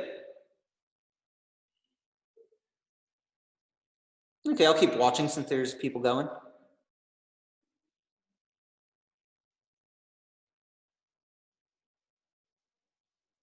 Neato.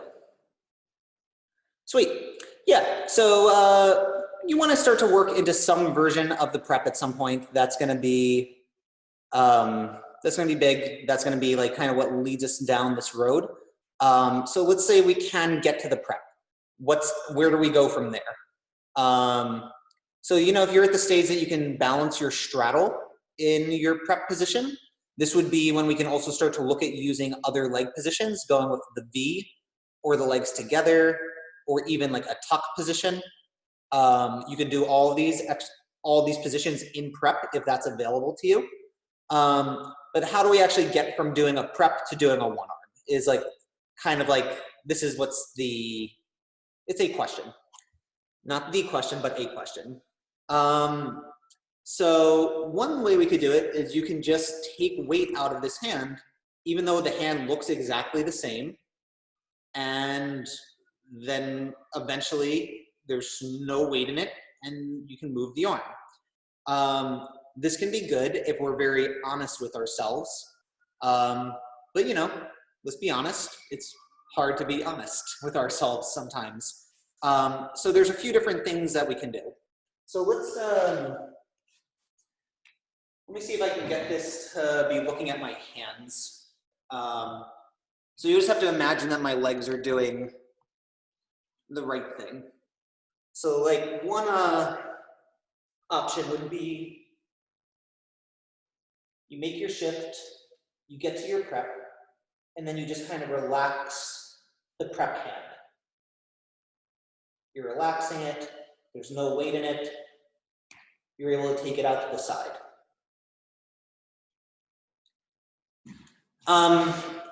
I know very few people who have done it in strictly that way, just because it's hard. It's like you're here and then you're here and there's no in between. So that can be a challenge. So there's a few other ways that we could play with it. So one option would be we start to remove fingers. So like maybe it's the thumb is up, maybe pinky fingers, 2 fingers, 1 finger. The issue with this is we don't want to be like pouring a ton of weight into 1 finger, because that means that we are underbalanced, we're falling to the inside, and yeah, we're not really progressing to the one arm. So what would that look like if we were doing it a little bit more precise? You make your shift, you get up to your prep, you start to lift fingers, and you're going slow. You're keeping that connection, you're trying not to put a lot of weight in it, and then maybe you're able to float it away. Yeah? So if you're patient, you can do it that way. You just have to be really honest that you're not like crushing your finger just to like be progressing, because it's like fake progressing. Like anyone that knows what they're doing like will be able to tell that it's not, you're not like doing it. So there's that one, and then the other option would be doing an outside prep. This would be instead of being here, taking the arm out to the side and kind of balancing in more of this position, because then we have this little ability to lift the hand. So I can go up, I prep, and then when I feel the balance here, I can take the arm to the side, and I just have a lot less to work with. Yeah. So we definitely have less ability to push down when we start to move into less fingers and arm out to the side. The other thing that is real is like when you have this as your point of support on the ground, hopefully you can kind of understand what I'm saying. Like when you have like the space between your middle finger to your pinky and thumb, we have like a good connection to the ground to stop us from rotating. When we start to go to like one finger, suddenly like it's way harder to stop the rotation. And when we go to arm out to the side, it's a lot harder to stop the rotation. And honestly, you can get to the point that you can hold like one finger for like, some people will be able to hold one finger for like 10, 15 seconds. And like they still might have very little actual balance time in a one arm if they haven't been like focusing on taking the weight out of it. So yeah, spending time in these positions, like, you know, if you're at the point that you can hold preps, you're gonna start to wanna work endurance in it and like build up that time. So like getting to the point that you can do like 10 sets, 15 seconds each arm, that's a good like first kind of goal to get to. And then you want it to be like 30 seconds in each. At some point, we can move into a harder variation. And this was what was really big for me, was kind of finding the in-between between doing preps and doing one arms. And this would be doing a one arm with a fixed support. So there's different, or a different kind of like supported one arm.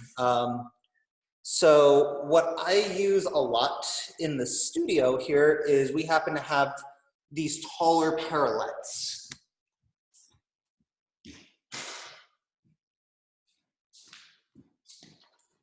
So these are like made to be doing like dips and stuff, but I have found these, we got them for a calisthenics workshop, and then I realized that these were like kind of the perfect tool for me to play with.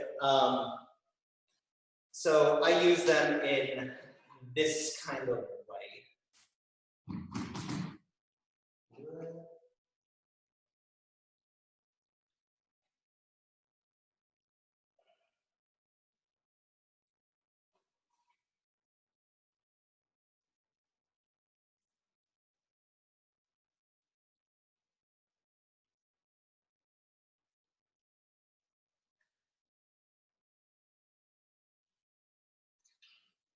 What's really nice about this is I feel pretty much the full weight of a one arm, but I have a lot more control because I have the parallel. Like in this position, I'm able to move my legs.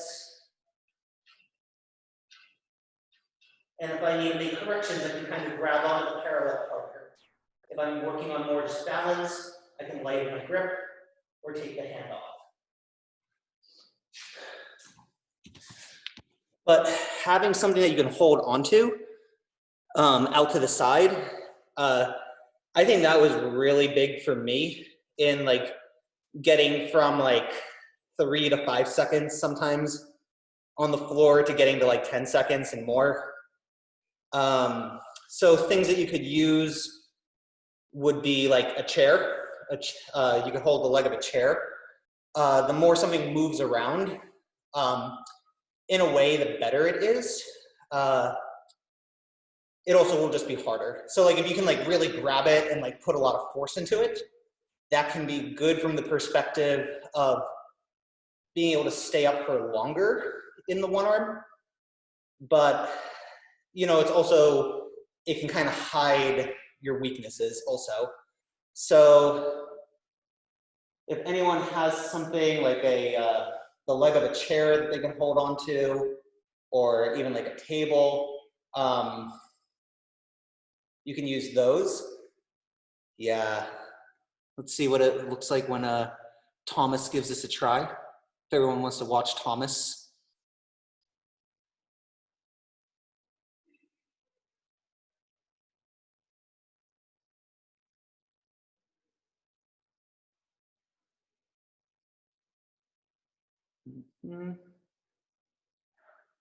Yeah, cool, yeah. So you weren't really solid in the prep before you went to grab the chair. And that's gonna be like the thing that we have to, like this might not be the appropriate drill for a lot of us at this point in time. Like we wanna get to the point that we can hold like a very consistent prep for like easily 10 to 15 seconds without like really having to think about it. Like ideally you should be at the point that you could probably talk while you're in prep. But yeah, like holding onto the parallel holding onto these was really big for me. It really helped me improve my endurance. I'm currently, one of my goals for this year is to hold a 1 minute, one arm. And I don't know if I'll get there, but what I'm doing mainly, like my main training for that is I'm going for 1 minute holds on these. And I'm at the point that I can get to like 50 to 55 seconds. So in my experience, that should translate, like, when that becomes pretty consistent and I don't have to think about it, like that's just like an every time thing I can do, I'll probably be pretty close to that. Yeah, so if you get to the point that these are something you can work into your practice, I highly recommend it. Other ideas for things that you can use, you can put your hand up on top of something. I'll show you, like we have this stage in the background. You could try to put your hand up on top of that. I'll show you what one of my friends does. Excuse me for a moment.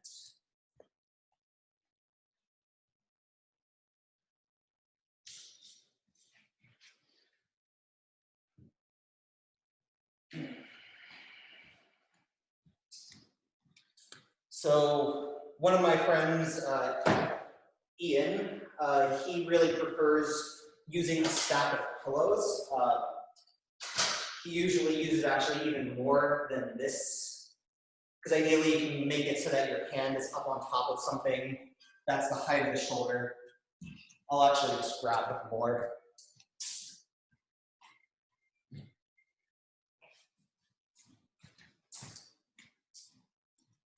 So let's say this is what I'm putting my hand up on top of. Same process every time. Prep, find your balance. And then from there, we try to move as little as possible as we put our hand up on top of something.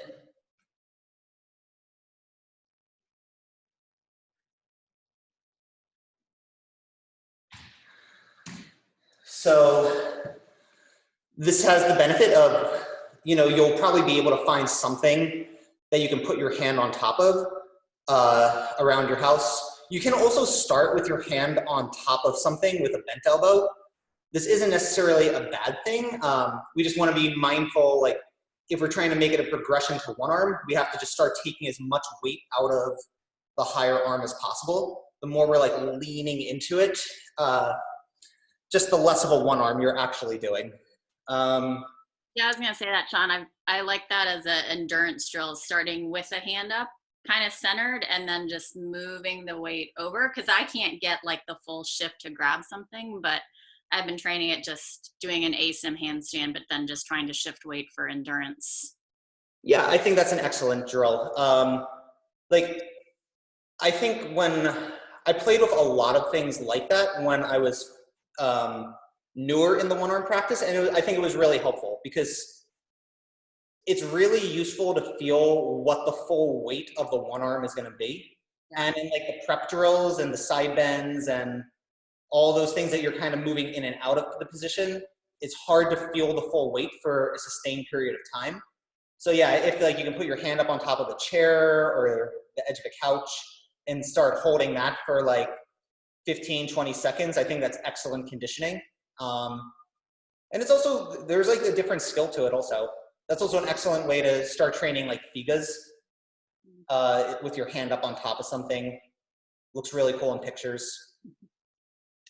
Cool. So yeah, doing the preps, doing like the different variations of preps, starting to use fixed supports. One of the hardest ways that I have done like a support, which I won't show you right now, is we basically just hang a rope from a pull-up bar, and then you're holding onto a rope, and it's much, much harder. I've also done like an elastic band hanging from the middle of the parallel that you hold onto.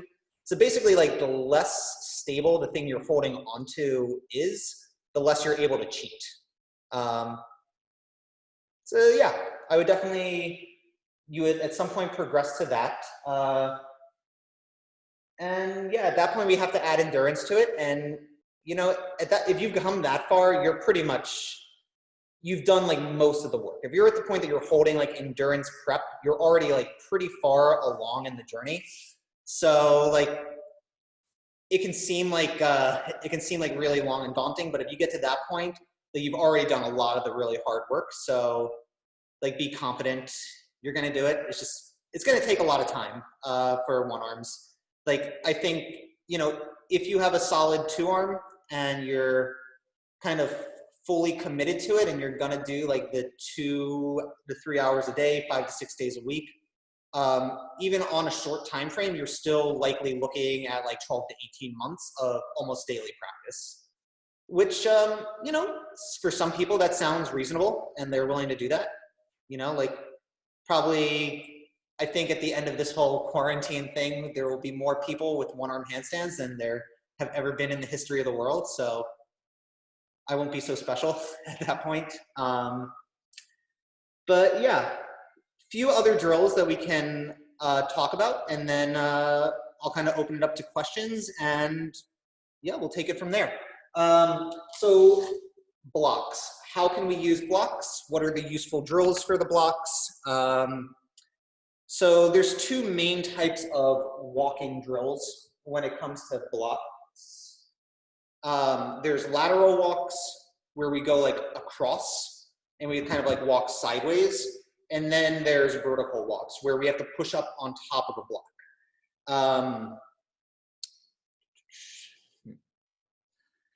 Yeah, so these develop 2 different things. The lateral walks develop precision. They teach us how to shift the weight in an efficient way. So one big thing that I see is when people like first start trying to do lateral walks, they set up like 6 blocks in a row, and then they try to do it and they fall and they get discouraged. So what I have found for people is a simpler version of starting with lateral walks. So for this one, you'll need 3 blocks, or if you don't have blocks, for now, you can just kind of imagine where the blocks are. So you can do the same drill just walking on the floor. But if you have an opportunity to get the blocks, I would definitely suggest at some point.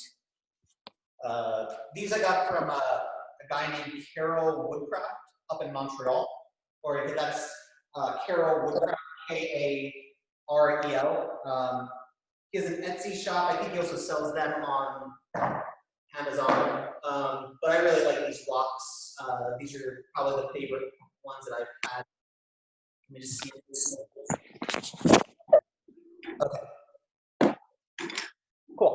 So I've set up my blocks a little bit different than a lot of people would. Renato, I fixed it. It was just the loose connection. What's that? Okay. So you see people set up blocks. Imagine that these are all the same size. And the lateral block walks would be, you take a big step, then you shorten your, so you're in like a narrower position, you step to wider, you're in wider, you step to narrower. So it's left arm stepping to wider, then right arm stepping to narrower. And you do this all the way down until you get to the other side, and then you come back, and then it's right arm stepping to wider, left arm stepping to narrower. So to me, this is just a little bit more of a complicated pattern. So what I like is doing these 3 blocks, and then the drill is going to be left arm stepping to wider, left arm stepping to narrower. And I even have the blocks spaced out a little bit where the 2 outside ones are closer together, and then I have this one further away. And this just is because it can be a shoulder position that some of us are going to feel more familiar with. So I find my handstand, I step to wide, I step to narrow, step to wide, step to narrow. And what's also nice about this is if you only get like 1 at a time, it's a lot easier to keep track of like getting up and just doing it again. Whereas if you're like doing like 6 across, then you're getting like a pretty asymmetric number of reps from side to side. So yeah, I think this is really big. I've seen a lot of people have a lot more success with this type of block walking than they do when they try to go 6 across. In my experience was after I started doing this one, I was able to start doing like the 6 across no problem. Like 6 across and back is a pretty good place to work up to. I would definitely, for anyone that's serious about the 1-arm training, I'd say the block walks are really one of the most useful things that we can start to work with. They're a lot more accessible in a lot of ways than doing prep for some people, because you don't have to actually hold the prep position. There's also a lot of times we obsess about getting into prep, so we do weird things. Like the block walks, like if you're walking across the blocks, you're gonna get better at 1-arms. It's like just gonna happen. Like my friend Sasha Bachman, who's like one of the world's best hand balancers. He was just on tour with Luzia. He's a guy that's like held an hour-long handstand before shifting from 1-arm to 1-arm. He doesn't even he tells people not to do prep. He says like people should just do like deep side bends and block walks. I think that's kind of missing part of the picture, but like the block walks are super proven to work. I highly recommend them. So lateral walks, is everyone kind of clear on lateral walks, or do you want more demo or more information on those? Okay, so then the next main category of block walks is gonna be vertical walks. So these are gonna be where we start on the blocks, we walk down to the floor, and then we walk up onto the blocks. So I'll show you what that pattern looks like. Blocks are also just a lot of fun once you get the hang of them. They can be kind of like brutal when you're first learning them if you're not experienced with it. But eventually they're kind of like a game. Whoop, handstand fail.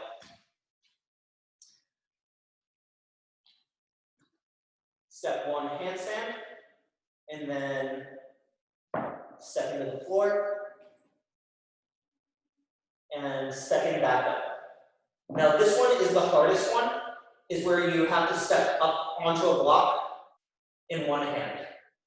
And then ideally, whoop, you can do these slow, and each time you shift, it's as close to a 1-arm handstand as possible. So, those are really good. You get to the point that you can do those pretty consistently and can do those for reps. You're pretty far along towards 1-arm handstand. This drill is challenging. So what can we do that's easier than this one? So the biggest thing I think the most important part of the vertical walks is developing the push in the shoulder. So coming from a slightly bent elbow, being able to push all the way up into a really solid 1-arm sort of position. You can definitely train these at the wall for strength and conditioning. But this is what I would start to suggest people do, is you're just gonna have one block, and you're gonna come back to that asymmetric handstand position that you have one hand up on the block, you'll jump up, and then from here, we're gonna try to push up into a prep, and then just come back down. Push up to prep, come back down. Prep, come back down, prep.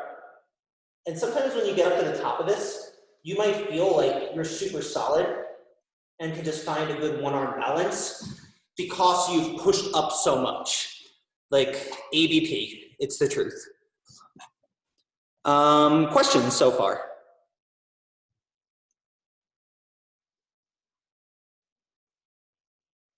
Neato.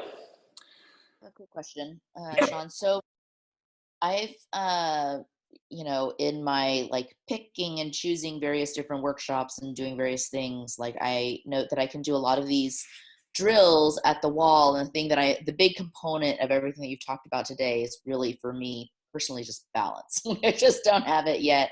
I have a 30-second really ugly handstand balance. I don't, you know what I mean? So like all of these drills, I'm like, is it even useful for me to continue to do that, to continue maintaining or improving my strength in it? But what kinds of things can I do to really improve my balance for endurance and longer time? Really great question. So a lot of these drills might not be useful at the moment, or there might just be better ways to spend your time, like maybe doing a little bit of the stuff like at the wall for conditioning, or if you have like a capable spotter, it can be good to get the experience of doing some of these things. But if you're still feel like you're solidifying your two-arm handstand balance, what I would say is kind of work on everything about a two-arm handstand that you can. So working on different leg dynamics or leg movements. So tuck straddles, leg circles, working on like being in a tuck and then straightening one leg at a time, being able to shift your head, like being able to maybe shift your gaze first and then even like be able to fully tuck your head in the handstand.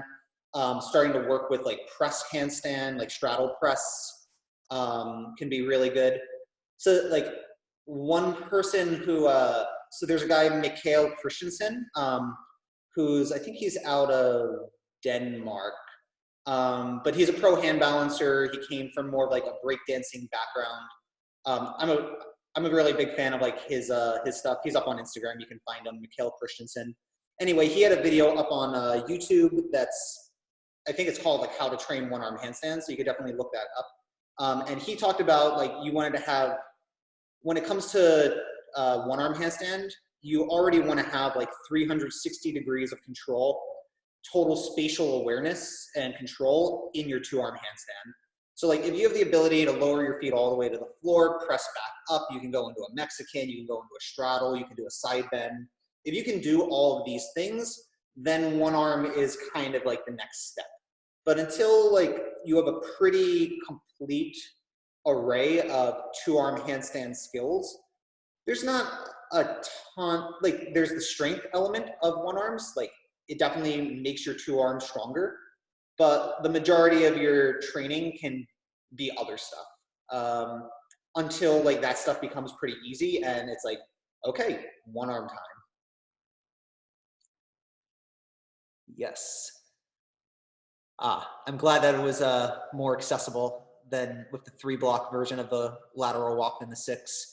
I'm always like kind of confused that like no one else, that I don't really see people doing that one because it makes it, I just think it's so much easier than doing like 6 blocks across. Anyway, other questions around the one arms so far?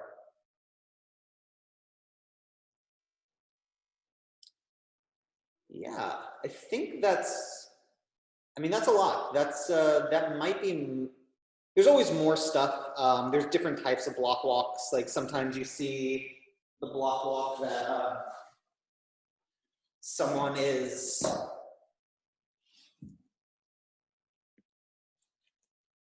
like they flip the block onto the side, and then they flip it like this. They like do that stacking sort of stuff. Those can be like nice when you're more advanced, but I would say those are kind of a drill that's not really necessary until you've like mastered all these other sort of block walking drills.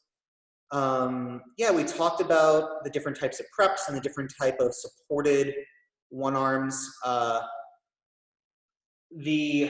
Okay, let's talk just a little bit about why blocks and why canes are helpful for one arms.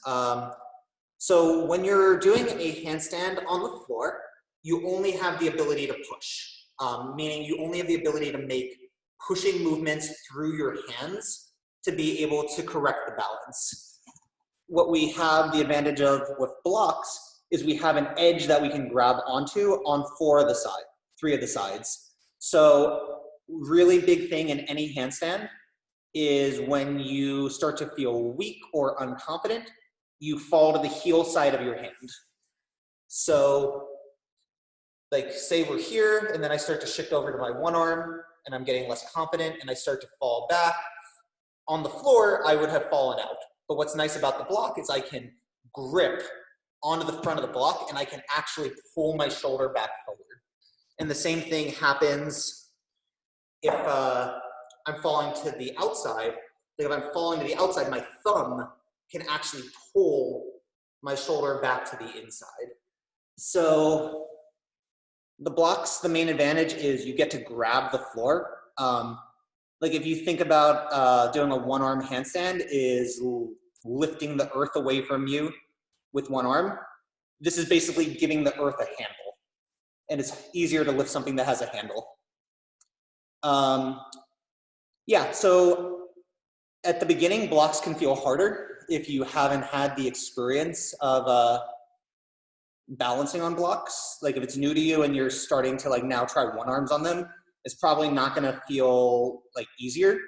But if you really start to train on the blocks, you'll notice it's gonna be significantly easier.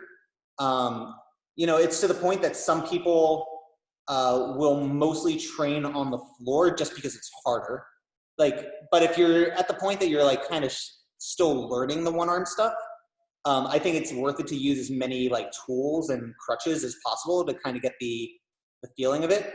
So yeah, starting to train on blocks, the block walking exercises are super useful. Yeah, the canes. So there's different types of canes, and different types of canes are going to give you different advantages. What I happen, so like there's like the sports acro canes that are like the smaller base. They have the smaller block. They're usually a little bit sloped.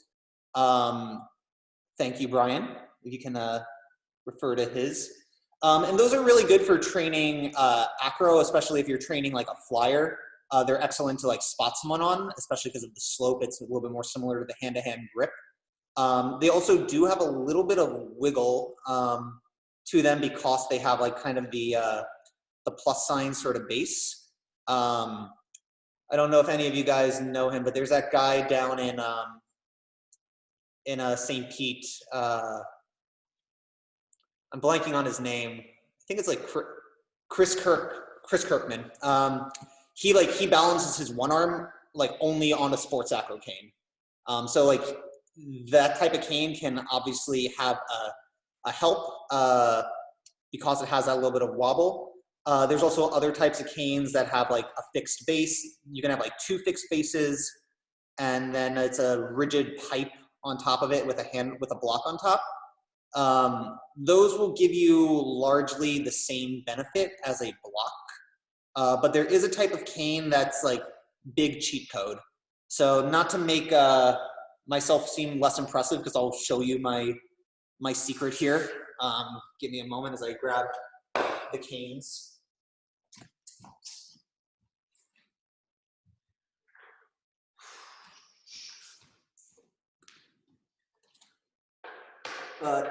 These are a set of professional canes. Like these are what like these are the same types that like a hand balancer would use on stage. Like I think Andre Mararu has a set of these, a bunch of, I'm forgetting names, but these ones were made by Seattle Cube Labs. I've heard that no one can get in touch with him right now.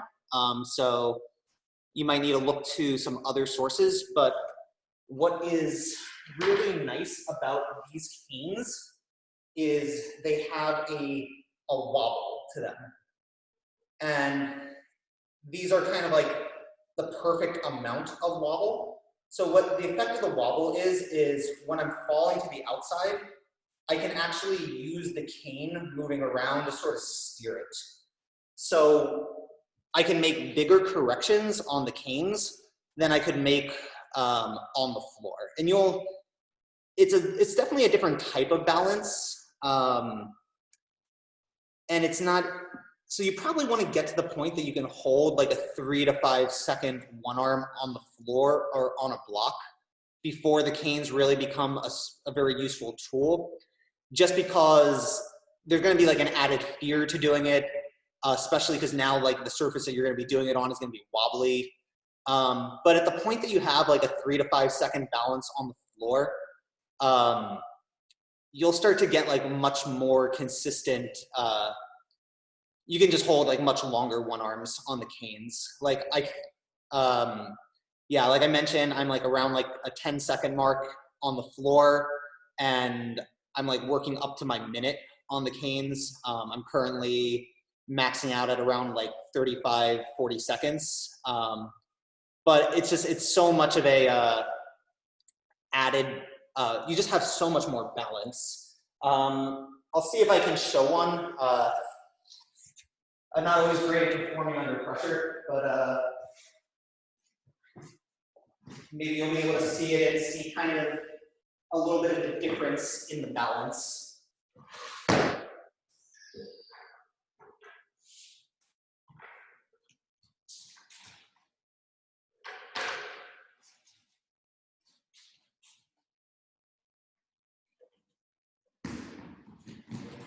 Just moving stuff so I don't die.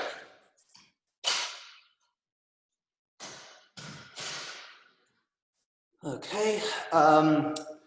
The other hard thing about canes is you have to be able to get up onto them.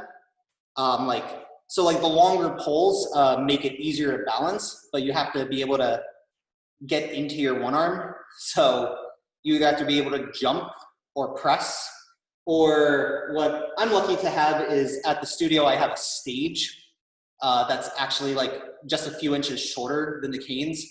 So I can just jump off the stage and I don't have to waste a lot of energy on jumping up.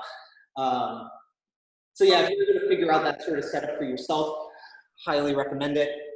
I'll give this a try and see how it does, no promises.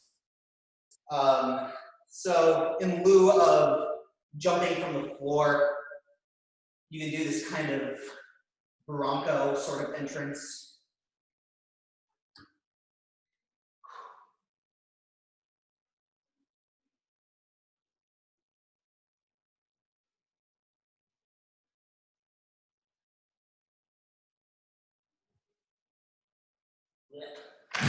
Yeah, so clearly the most solid one arm I've balanced of the day, even though I have been kind of like sitting around talking for the most part. So you don't need to use canes at the beginning. They can definitely be, just kind of keep it in the back of your mind that the canes eventually can be a really valuable tool. I'm not going to name names, but there's definitely quite a few people on Instagram that you would think of as like pro-level hand balancers that they, almost all the stuff that you see them do is on canes or on blocks, and you see very little one arm on the floor. And this is just like the basic truth of it, is like the one arm on the floor is just that much harder. So like if balancing one arms is something that you want to do for enjoyment, using canes or blocks will get you there in a much faster way. And then if you want to be, I mean, a lot of us have the goal that we want to be able to do it on the floor. So then of course you have to also train on the floor. And the good thing is if you do get to the point that you can do it on the floor, you'll be able to very quickly adapt it to the blocks or the canes. It doesn't necessarily go the other way, but at the same time, I feel that the increased hold time that I get from being on the blocks or being on the canes has translated pretty directly to my floor balance. If nothing else, just because I enjoy doing it more, because I'm succeeding at it and I get to stay in it longer. So yeah, time under tension is a really big thing, especially if you're like trying to be strict, like you realize how the canes are helping you, and then you like work to make it as strict as possible. So yeah, that's a lot. Questions? I have a question about your head position, or like some people give the sort of advice or cue that the head should be like right beside the supporting shoulder. I noticed when you're on canes, there's a little bit of distance. So like, how much does it matter or not? Is it just that just gives you extra stability if it's close, right? Or like to get over your trap and that kind of thing? Yeah, excellent question. Yeah, I probably could have been pushed out more is part of it. But that also goes to show that you can definitely balance a one arm without a fully pushed out shoulder. It's definitely a possibility. You need to have enough push that it maintains that you're able to maintain your shoulder position. So like if you go to shift over and your shoulder starts to sink more, that means that you weren't pushed out enough. And a lot of times some people, if they're in a partially pushed position, won't be able to maintain it. They'll need to be in the fully pushed out position from the very beginning. So like the head next to the arm, it doesn't come from the head coming towards the arm. It comes from the arm coming up next to the head. Kind of like you're elongating the side of your body to get the arm to lock in right next to the head. Yeah, like, does that answer the question? Yeah, thank you. Yeah. Of course. Other questions? Should we start a Facebook group with these people and we can post progress and ideas and feedback and questions? Yeah, I think we can do that. I think I should. Down to and just have people add friends or however you want to do it, but it'd be great to just keep connected. Yeah, no, I mean, I'm happy to like kind of see the progress of this group specifically. There's also, there's already the Facebook group, Handstands Anonymous, if anyone's not a part of that. That's a great resource. A lot of really good people post on there regularly. You get like opinions from like pro hand balancers that have a lot of experience. And a lot of them will just answer your questions if you post there. So I'm certainly not like a professional hand balancer. I'm just kind of an obsessive recreational practitioner, and I really enjoy teaching handstands. So that's kind of what inspired me to teach this session. But it's also like, it's a fairly new skill in the scheme of it for me. Like maybe about like 2.5 years or however the timing of that works out. And I think when we're newer at something, a lot of times we remember the struggles more freshly, as opposed to someone who learned it as a kid or learned it 20 years ago. So, but yeah, let's get a Facebook group for this group together.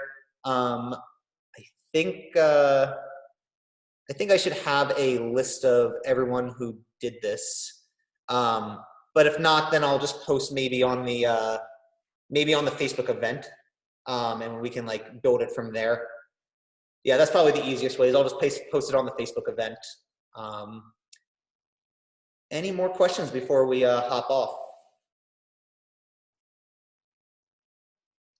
Okay, cool. Let me just make a few quick plugs for things that I'm doing.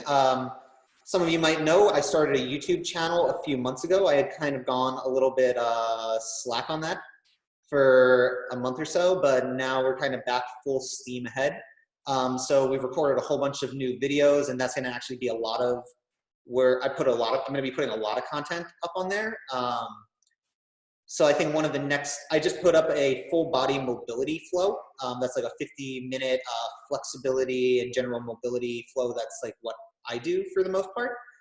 We have like another 4 full-length movement classes, including like a longer 90-minute flexibility practice focused on splits and shoulders and spinal mobility. So you can look out for those. There's also videos that are specifically tailored to, specifically about handstands. For those of you who know, I run the studio Warrior Bridge in New York City. Currently, we canceled all classes for the time being because of the coronavirus. So right now, we're not having any in-person classes, but starting on Monday, we're gonna have a virtual schedule. That's gonna be myself and Emily and our studio manager teaching classes. We'll have about like 4 a day. So we'll have yoga classes, flexibility classes, and handstand classes streaming live on Zoom. So I should have that schedule published by the end of the weekend. I've just had a lot of stuff that I've had to kind of shift around this week. The exciting part is throughout this whole crisis, it's going to be all donation based. So we're going to try to keep it all super accessible so as many people can tune into it as possible. I'm going to try to do a lot of my stuff as donation based during this time because I've already received a lot of support from the community, and I know a lot of people are being affected with their employment situations and they're locked up or they're like kind of cooped up in their house. So I'd love to take this as a time to connect with as many people as possible. So yeah, I'll probably do a few more handstand workshops like this, probably on different topics, maybe more, let me know what your requests are. I'll maybe, doing like one every 2 weeks is a pretty reasonable like schedule for now, especially since there's a pandemic. Yeah. So thanks everyone for joining in today. If you care to make a donation for today, super cool. If not, still super cool. I'll put that info up on the Facebook event as well. And yeah. Sounds great. Let me know if there's any questions. Keep reaching out to me. Anything before we sign off? Amazing work, everyone. Have a great day. Thanks for joining. Thank you. Ciao. Ciao. Thank you.